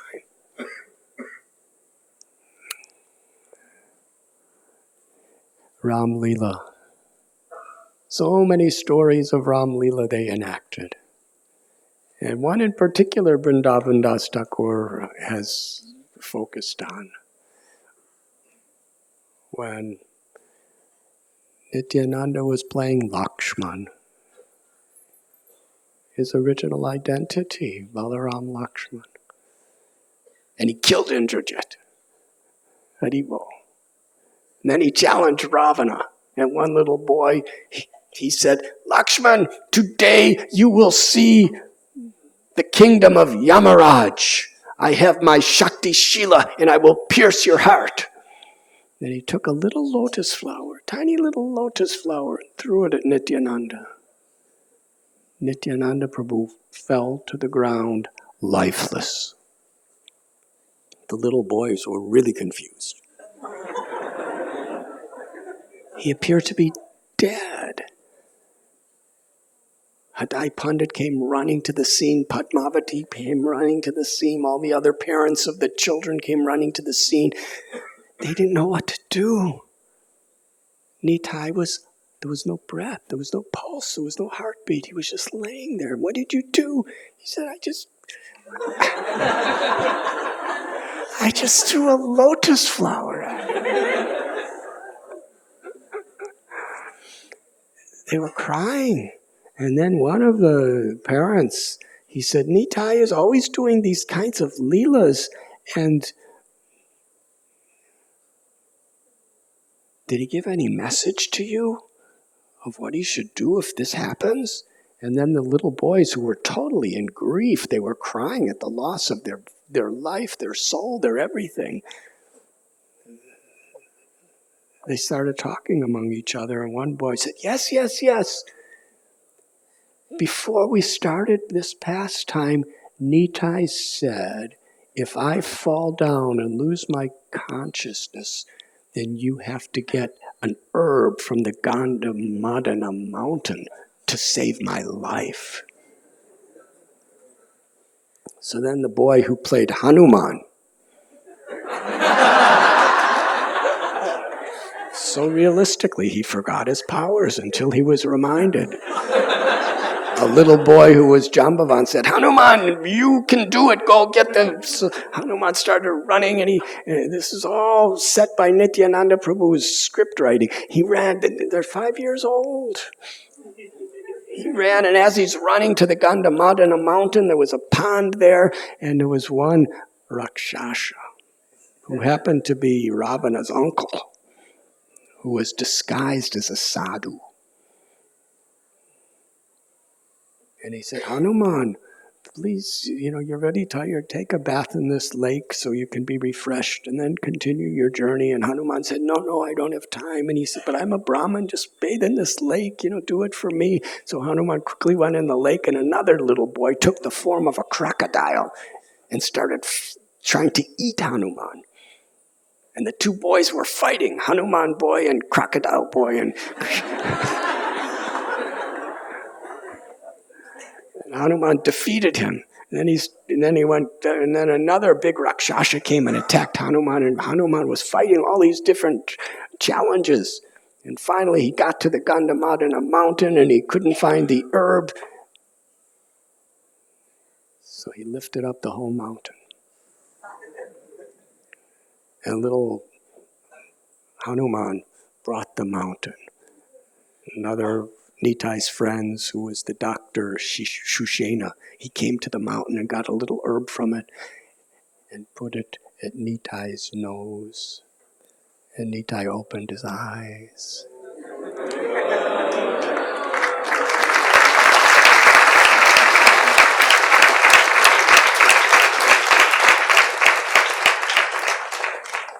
He stood up, and everyone was crying with joy. In this way, Nitai spent his pastimes, his childhood, performing these beautiful pastimes with his friends.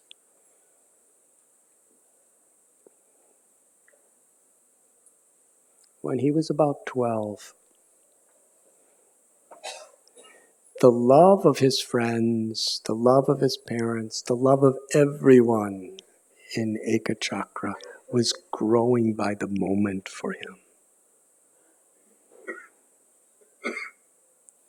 Interestingly, according to the Leelas that they were playing, even when they were 5 years old, sometimes they would be at midnight, sometimes they would be all night, sometimes they would be all day and all night. And never once did any of the parents of the children try to restrain their child from being with Nityananda. They just loved Nityananda so much. Their greatest happiness was seeing their children performing these leelas in the association of Nitai. Adai Pandit couldn't go anywhere without Nitai. He would take him shopping with him. He would take him to the fields to do the agriculture with them.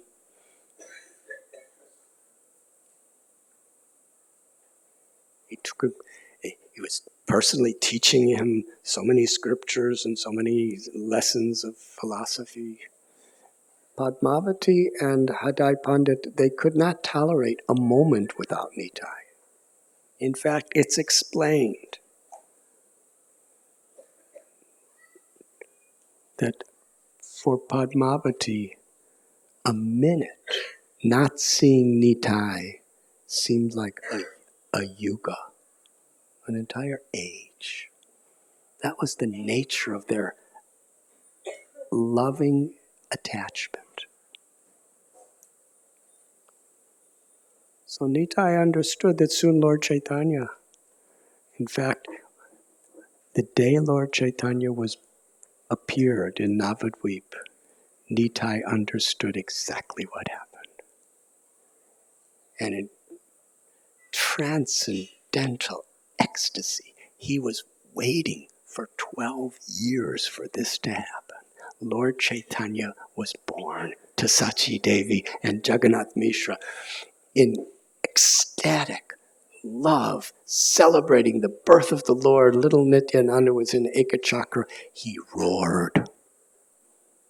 That roar literally shook the entire universe.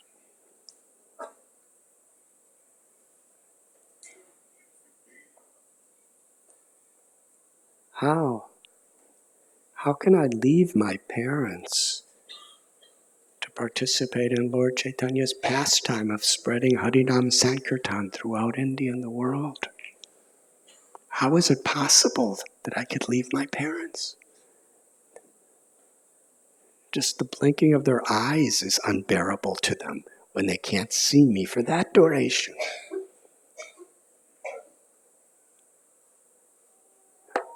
By Nityananda Prabhu's divine will, one day a sannyasi, a beautiful sannyasi, came to Ekachakra.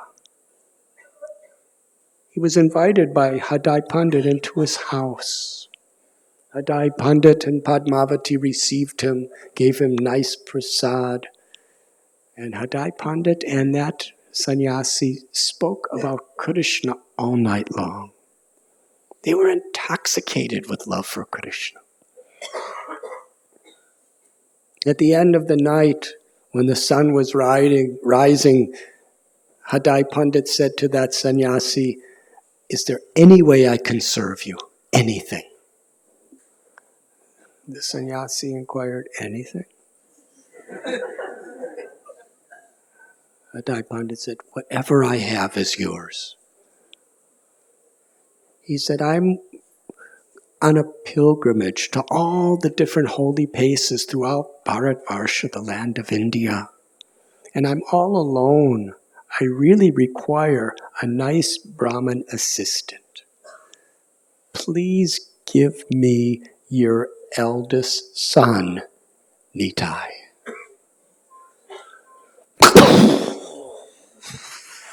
It was a thunderbolt to the heart of Hadai Pandit. He was practically blinded by those words. He was speechless. He was thinking in his heart, if I give Nitai, I give my life. He's only 12 years old. To be traveling. Because in those days, please understand, there's no telephones or internets or any way to keep any communication. He's gone forever. I can't live without him. This is worse than death. I can't give. But I can't not give. And being a great devotee of the Lord, Hadai Pandit, Mahajano Yena Gatasa Panta, he tried to analyze how to resolve the situation by following in the footsteps of great souls.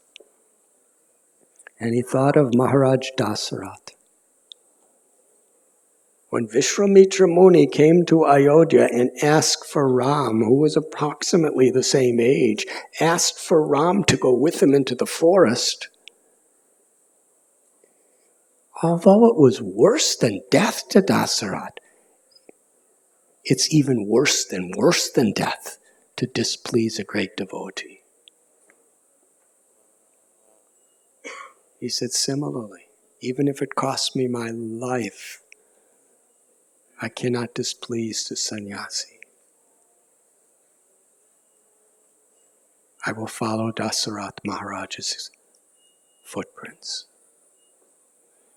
He went to Padmavati and asked, "What do you think I should do?" Padmavati said, "Whatever is your desire is what I wish also."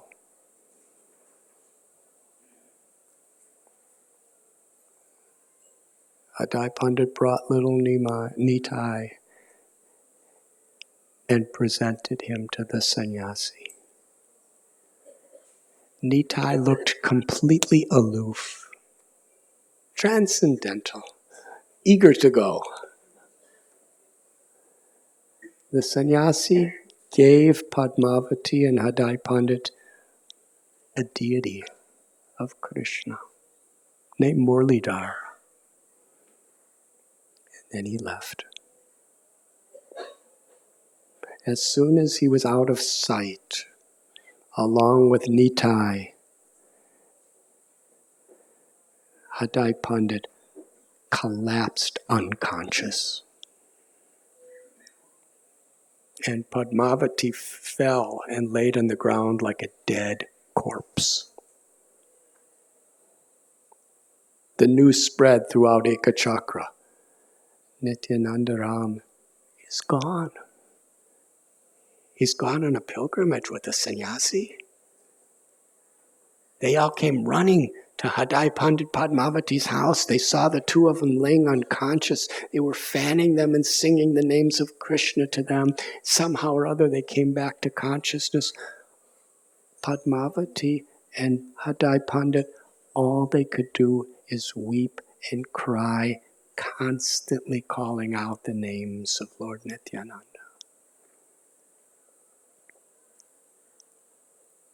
The people of Ekachakra had the same experience. Everyone was crying.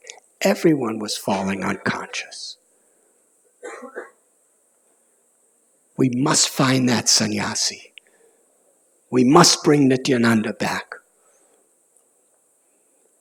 The people of Ekachakra were running in every direction trying to find the sannyasi, and they were calling out from their heart of hearts, please, please, take my son and give Nityananda back. One was calling out to the sannyasi as loud as he could. The sannyasi was nowhere to be seen. He was saying, Nityananda doesn't even know how to cook. My son knows how to cook. He's a very good cook. His mother trained him how to cook. Take my son, take all my children, but give us back Nityananda. His is our life and soul. In this way, all the adults, the parents of the children of Ekachakra were running, searching everywhere. But they could not find him. And Nitai's friends, all they could do was cry. Nitai was their life, their soul, their everything.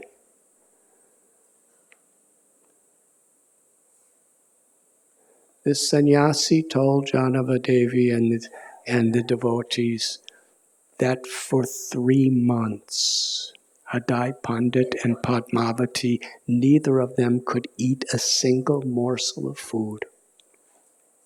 All they did is cry while calling out the names of Nitai.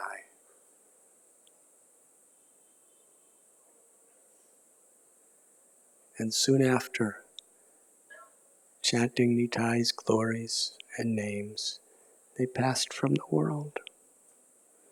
When Hadai Pandit and Padmavati was no longer, everyone in Ekachakra was in such grief and separation.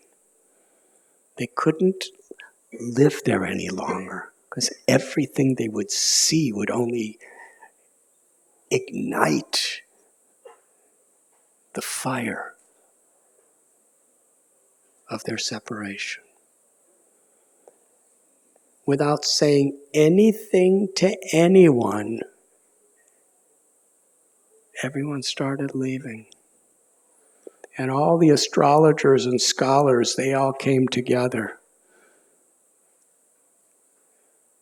And they remembered the prophecy is that the Supreme Lord Balaram was going to take birth in Ekachakra.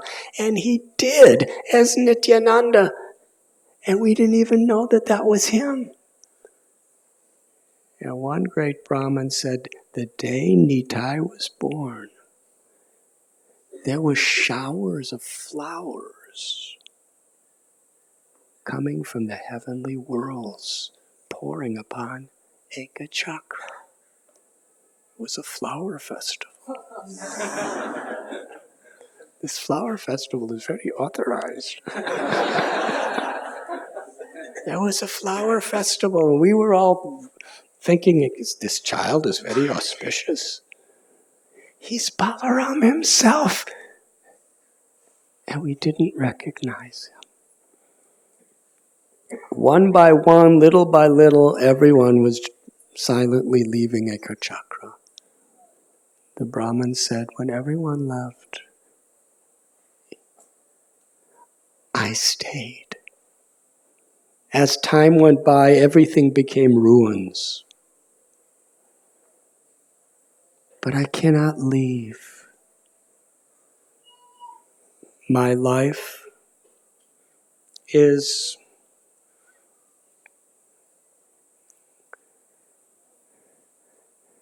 simply wandering about to each and every holy place that Nityananda Prabhu and his friends had their pastimes.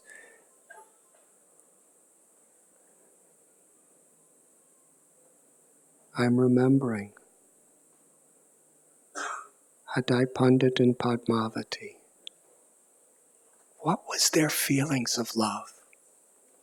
After Nitai left, sometimes Hadai Pandit, he would call out, Nitai, Nitai, come and sit on my lap. I haven't seen you for so long. And he would actually feel that Nitai was on his, Nitai, you're on my lap finally after so long. Then he'd realize that he's not there. He would cry. And then another day, Nitai, come to the pond. Let's take our bath together. Come, come. You've been playing so long. Your body is covered with dust. Let us take our bath in Padmavati Kund. That's where you love to bathe. And he would realize he's not there. Nitai, I'm going out to check to see how our rice crops are blossoming. Come and walk in front of me. There's a debate among your friends. You love to debate. Come, Nitai, I'll help you. And then one day, Hadai Pandit said to Padmavati, Padmavati, look, in the horizon, at the road, can you see? Can you see? It's that sannyasi. He's come to return, and Nitai is with him. He's coming, he's coming, Nitai, finally, you've returned. Please, come, your mother's cooked nice prasad for you. Come, come. Padmavati, he's coming. And then when he would realize there was nothing there, he would collapse to the ground and cry. And that deity of Krishna, Murlidhar, that the sannyasi gave, whenever Padmavati was in the deepest states of her separation, where she couldn't live, she would look at the face of the deity and directly see the face of Nitai. It was enough to keep her alive for some time. The Brahmin told Janavadevi, every day, all day, I just wander to the different places where Nitai performed his leelas so many long years ago, waiting for him to return. In fact, this banyan tree that you're sitting under right now, Nitai and his friends would take prasad right here. And they would play so many games of Krishna's leelas here.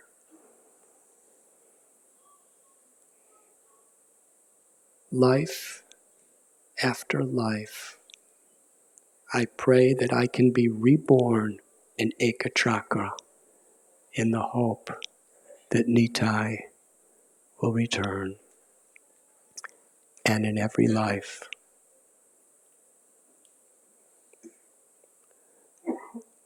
let me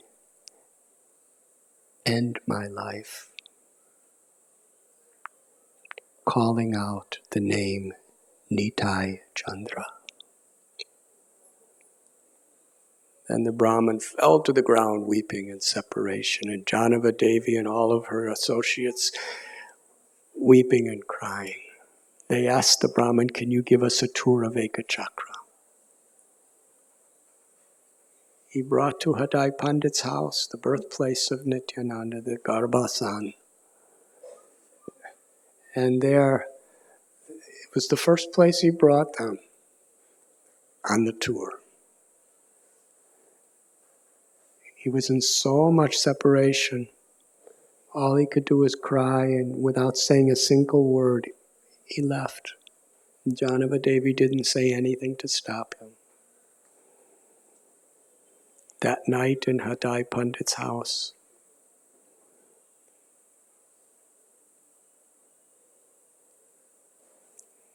Janava Devi had a dream. She was thinking while she was sitting there, I never got to meet Padmavati. I never got to meet Hadai Pandit. My mother-in-law and father-in-law, who are so worshipable to me, who gave birth to my Nityananda, I never received their affection. She was thinking that while she was looking in the dark house in the middle of the night. And then she had a dream where the house became a beautiful home. And there was Hadai Pandit and Padmavati showering their affection upon her, fulfilling all of her desires. Then she woke up, and again she saw just the dark, lonely ruins. She fell asleep again, and in this vision, she was on the banks of the river of Ekachakra. There was a beautiful throne. Nityananda Prabhu was sitting on the throne, and Vasudha, the sister of Janava, and Janava were on either side, exchanging the sweetest loving reciprocation with Nitai. And when she woke up from that dream, she took everyone to make that deity of Radharani for Gopinath. They departed from Ekachakra. All her desires were fulfilled. When Sri Nityananda Prabhu left with that sannyasi, there's a great description of the various holy places that they went.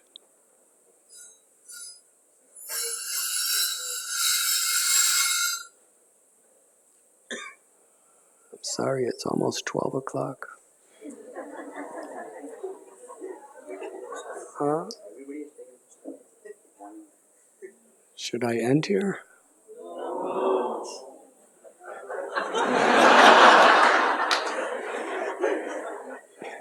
You're so polite. I'll never forget, I did that once. And all the adults, due to some social stigma, they all said no. And a little child said, yes!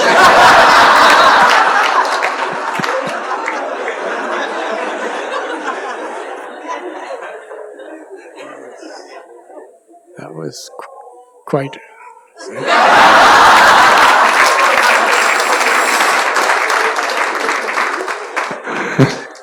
Saying yes, the mother had to take her out. I'll speak a little longer, then we'll continue tonight.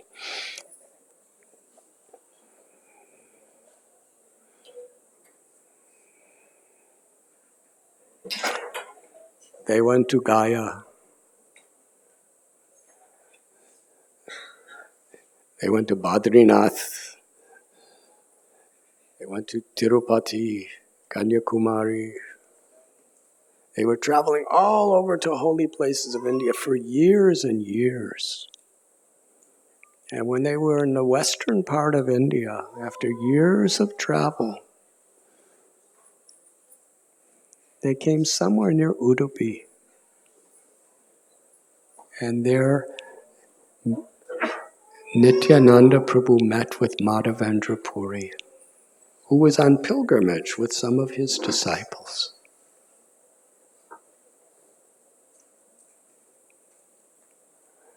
As soon as Nityananda Prabhu looked at Madhavendra Puri and Madhavendra Puri looked at Nityananda Prabhu, both of them fell to the ground unconscious in ecstatic love for each other and for Krishna.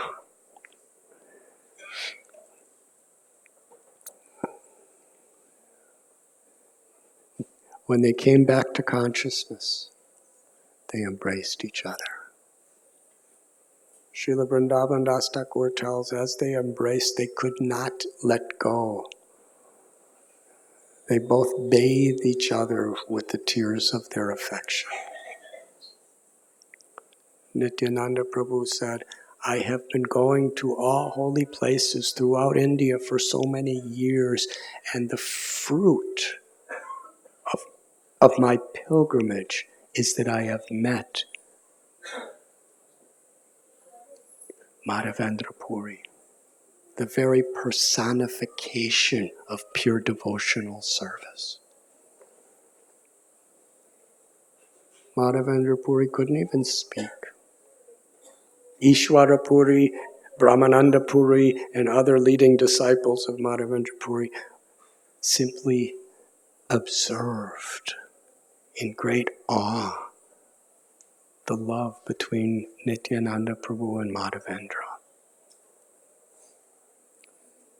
They spent many days together discussing Krishna. Madhavendra Puri said about Nityananda Prabhu, you are devotional service personified. Whoever says your name, whoever remembers you, what to speak of anyone who meets you, and whoever worships you is sure to gain ecstatic love for Krishna. Wherever you are, all holy places are present. They discussed Krishna in great ecstasy together and eventually had to part. But during that time, Nityananda Prabhu accepted in his heart of hearts Madhavendra Puri as his own guru. That same illustrious Vaishnav who was the guru of Advaita Acharya was now accepted by Nityananda Prabhu as his spiritual master.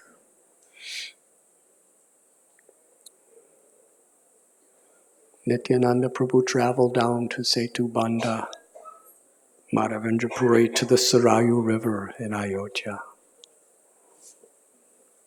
In Pandharpur, Nityananda Prabhu was staying at the house of a Brahmin. And there Lakshmi Pati Tirtha, who was a great Acharya in the line of Sri Madhvacharya, he was a great devotee of Balaram. And Nityananda Prabhu, he came to serve him. That night, he had beautiful darshan of Balaram. And then he saw that Balaram became Nitai. This boy who I've just initiated, he's Balaram. He left. And his whole life, 24 hours a day, he was just remembering Nityananda Balaram. And in this way, he departed from the world. Going to so many holy places, Nityananda Prabhu, when he was in Hastinapur, he went to the house where the Pandavas lived, and remembering the love of the Pandavas, he was crying and weeping in separation from them.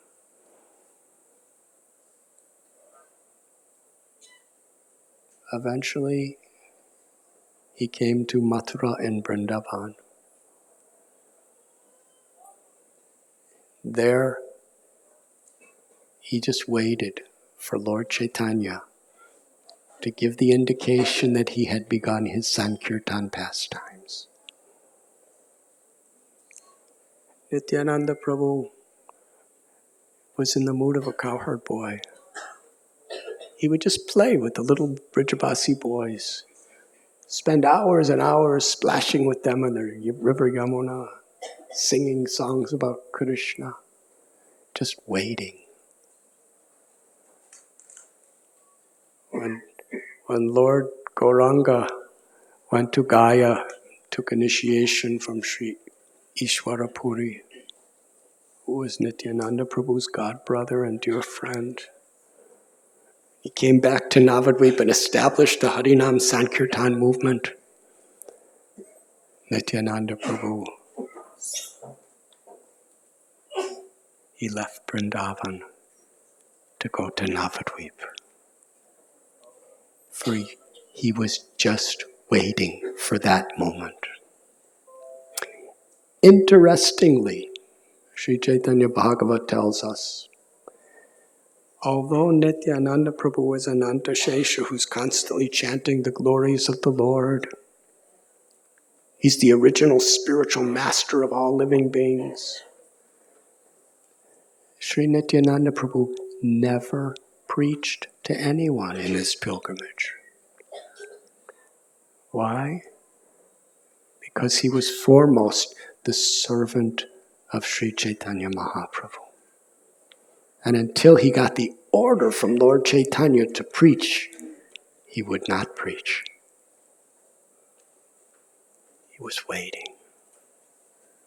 He came to Navadvip, to the house of Nandanacharya, and told Nandanacharya, do not tell anyone I'm here. I want to hide in your home. Nandanacharya was a very pure-hearted devotee. He joyfully welcomed Nityananda Prabhu. Meanwhile, at Srivasangam and in his own home, Lord Chaitanya was meeting his devotees regularly. He was having Harinam Sankirtan in his home, at Srivasa's home. Everything was so jubilant and full of auspiciousness. Lord Chaitanya was thinking, when will Nityananda Prabhu come? And one day he mysteriously told all of his devotees, in 2 or 3 days a great personality's coming to Navadvip.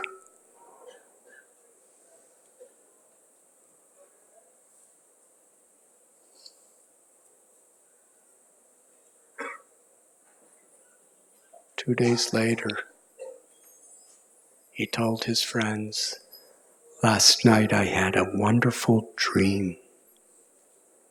In this dream, I looked out the door of my home, and right outside the door, there was a chariot.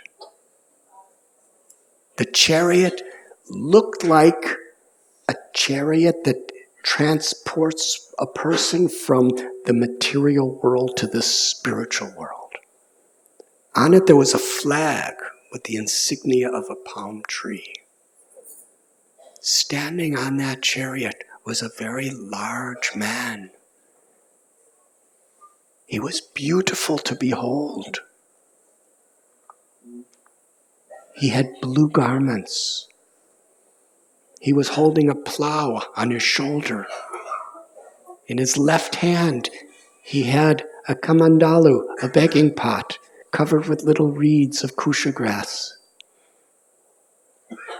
He had an earring, magnificent earring in his left ear. His eyes were rolling, intoxicated in the ecstasy of divine love. He was swaying side to side, his eyes large like lotus flowers. They were reddened in ecstatic love. In a deep voice, he repeated 10 or 20 times, is this the house of Nimai Pandit? Is this the house of Nimai Pandit?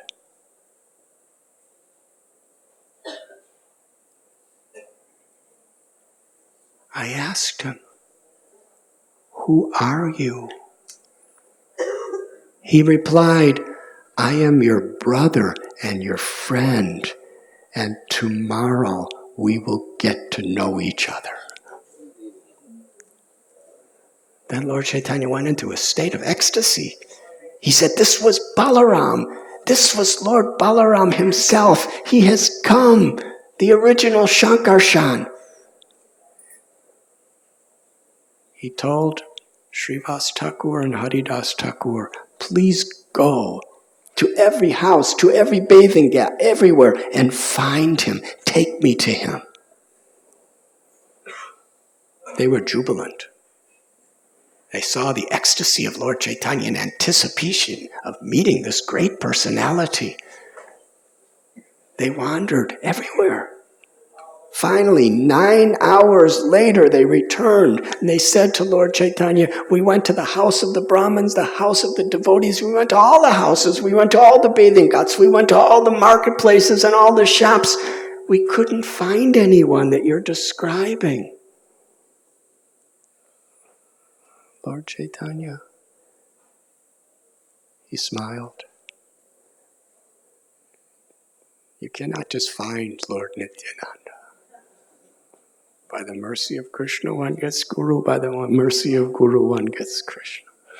Lord Chaitanya stood up and said, come with me.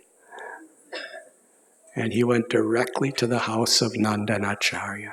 And they saw at the home of Sri Nandanacharya, sitting down was Lord Nityananda Prabhu. When devotees saw him, they were struck with wonder. Lord Chaitanya and all the devotees bowed down to him. He was sitting. When he saw the beautiful form of Lord Gauranga, Nityananda Prabhu went into an ecstatic trance. From the moment he appeared in this world, he was longing to assist Lord Chaitanya in his mission. This was their first meeting. The scripture tells his eyes were drinking in the beauty of Lord Gauranga. His nose was longing to smell him. His arms were longing to embrace him.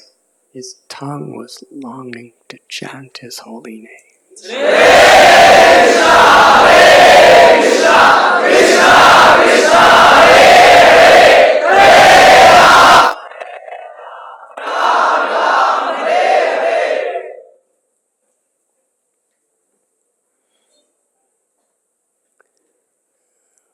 Nityananda Prabhu fell to the ground unconscious.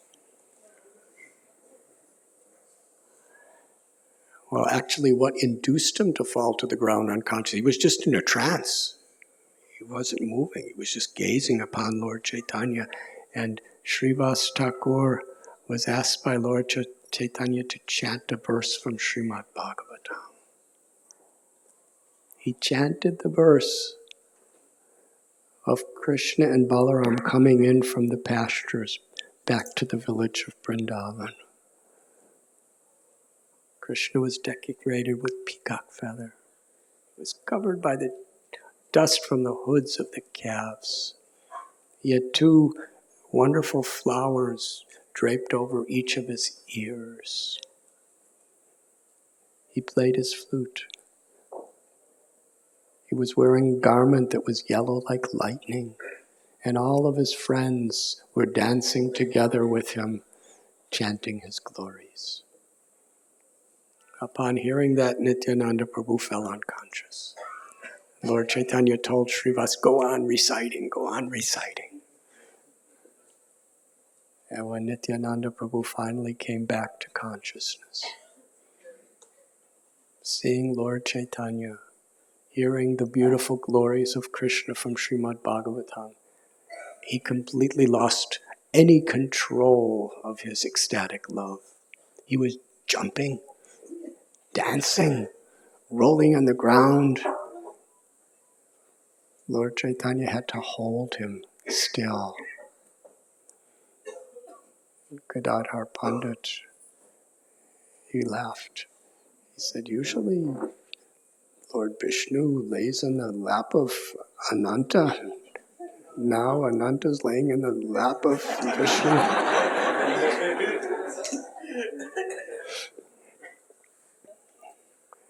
Lord Chaitanya invited Nityananda Prabhu, where would you like your Vyas Puja tomorrow? And Nityananda Prabhu pointed to Srivas at his house. So the next day, we were short of time, there was a wonderful ceremony, and it was at that place in Srivasangam that Lord Chaitanya and Lord Nityananda induced all the devotees to perform Harinam Sankirtan. Together they danced.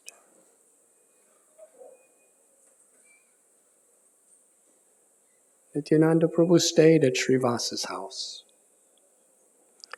Malini, Srivas's wife, she treated Nityananda Prabhu like her own child. And Nityananda Prabhu, in a mood like a playful child, accepted her motherly love. One day, a crow came into the house while Malini was doing puja. Srivas and Malini would do puja together.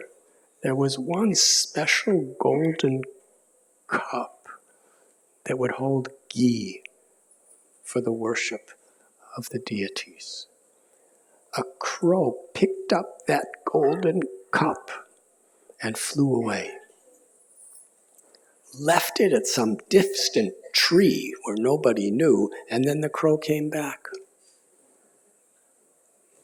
Malini was so sad. This was a sacred cup that myself and my husband had been using for years to worship the deity. Srivas is going to be very, very upset that we lost his cup. And Nityananda Prabhu came in and said, "What's wrong, Malini?" She said, "This crow took the cup and came back without it." Nityananda Prabhu smiled and he talked to the crow. He said, "Bring back the cup." Immediately, the crow flew, and within a few minutes later, had the cup in his beak and set it down right in front of Malini and then flew away again. Malini could understand who Nityananda Prabhu was. She said, why should I be surprised that you got the crow to bring the cup back?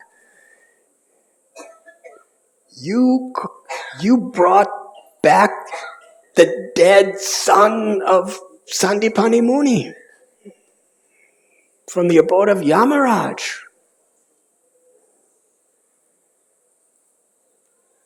And she began to explain so many of the wonderful pastimes of Nityananda Prabhu.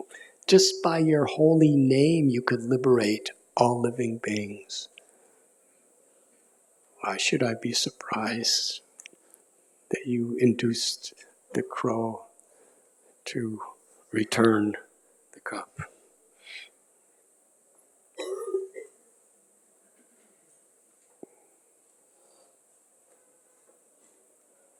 One day,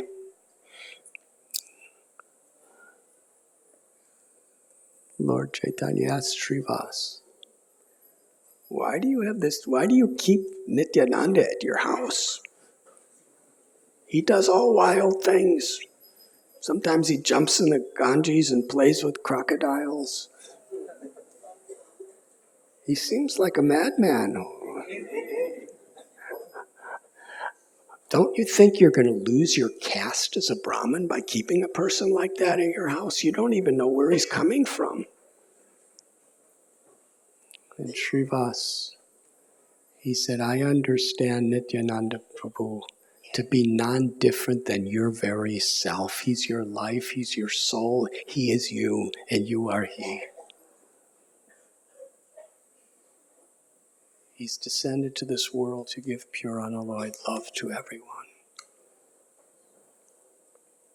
I don't mind if I lose my caste, I don't mind if I lose everything, but I will never give up my worship of Lord Nityananda Prabhu, because I know that he is your heart. Lord Chaitanya, when he heard that, he said, I was testing you and you passed the test. He said, because you love Nityananda Prabhu in this way, you are my life and soul.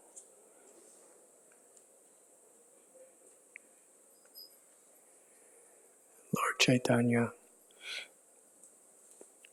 he told Srivas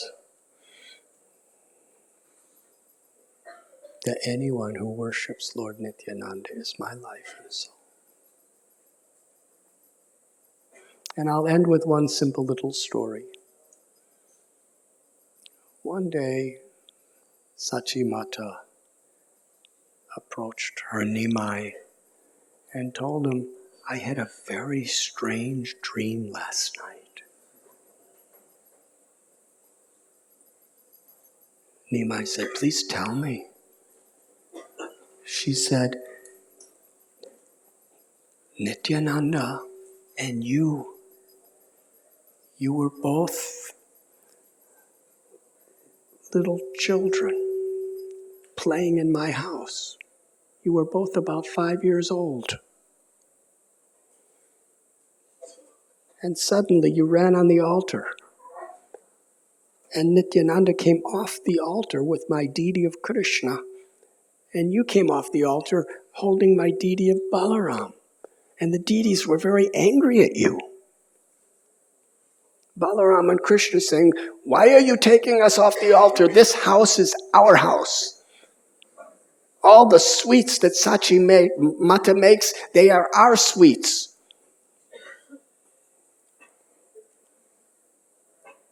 You will be punished for this.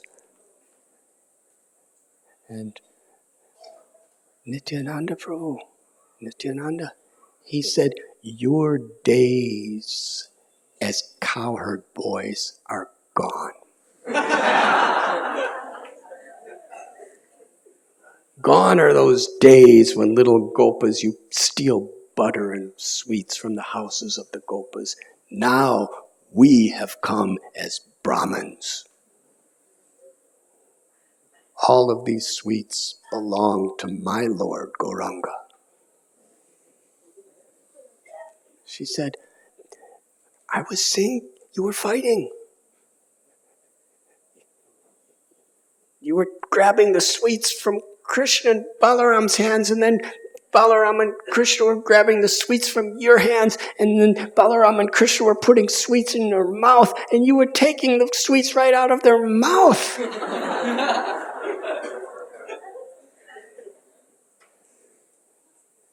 And Balaram screamed out at Nityananda and said, you are a thief. This is my Lord Krishna. Now with all of my powers, I am not going to be blamed for punishing you. And Nityananda said to Balaram, I have no fear of you.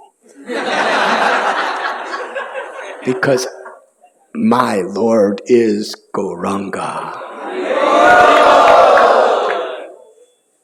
And then they started fighting more over the sweets. And as they were fighting, Nityananda Prabhu cried out, Sachi Mata, feed me, feed me. And then my dream ended. Can you explain? Lord Chaitanya said, this was a very good dream. Please keep it secret. But now I understand. Because every day when I would offer bhoga to the deities of Krishna Balaram, sometimes I would come back and there would only be half the bhoga on the plate. I was thinking that my good wife Vishnu Priya was secretly stealing it. But now I know, now I understand that the deities are actually eating it. And Vishnu Priya was in the next room listening, and she was smiling, filled with happiness. Then Lord Chaitanya said, Sachi Mata, today let us invite Nityananda Prabhu for lunch. So she went to the kitchen, began to cook. Lord Gauranga went to Srivas Thakur's house and said, Nitai, please, Sachi Mata is calling you for lunch today. And as they're walking, Nimai said to Nitai, please, at least once today, act properly.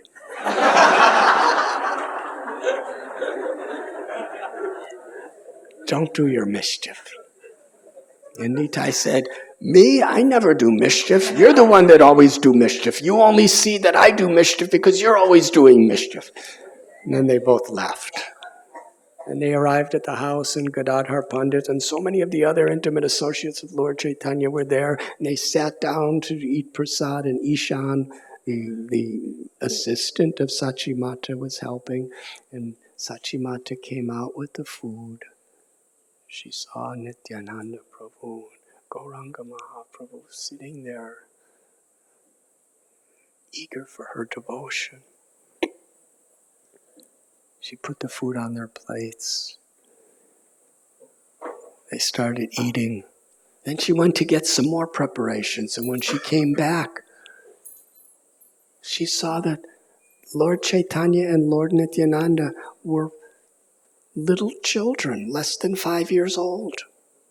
One had a dark complexion like a monsoon cloud, and the other had a white complexion like a spring cloud.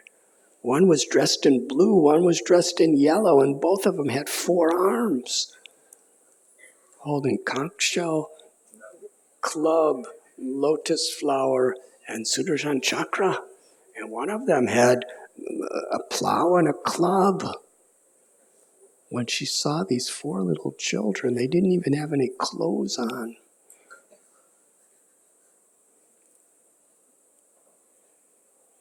She was holding the pot. She just fainted.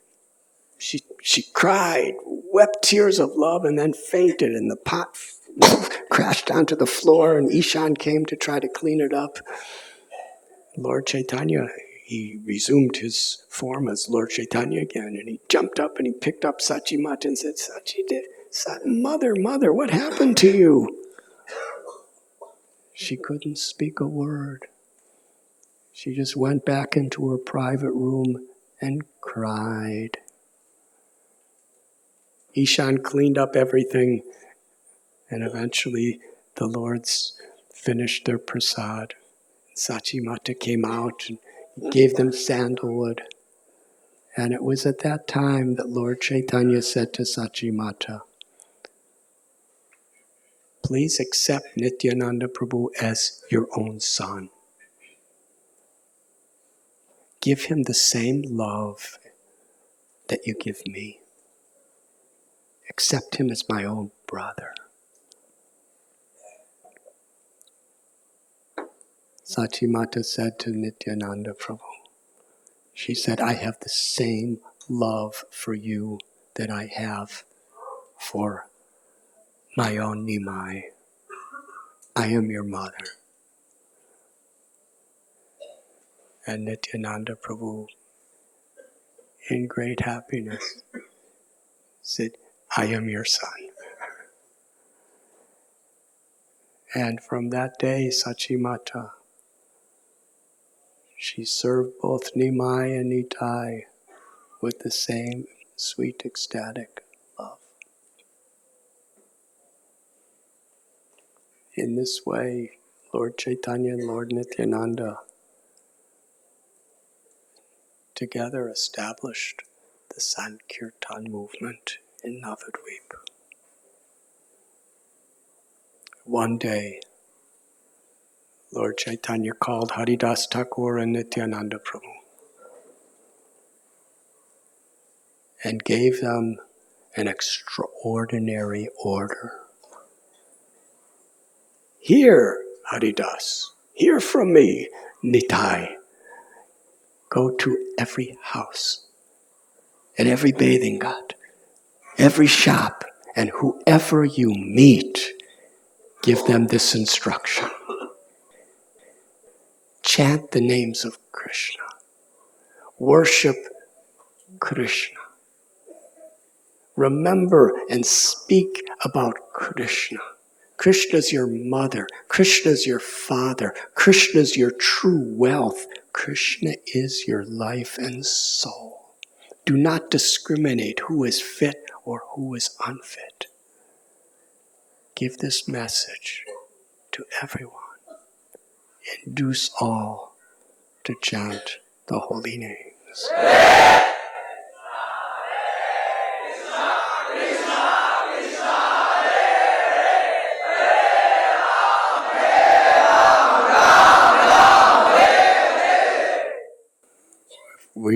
discuss this wonderful pastime this evening. Thank you very much.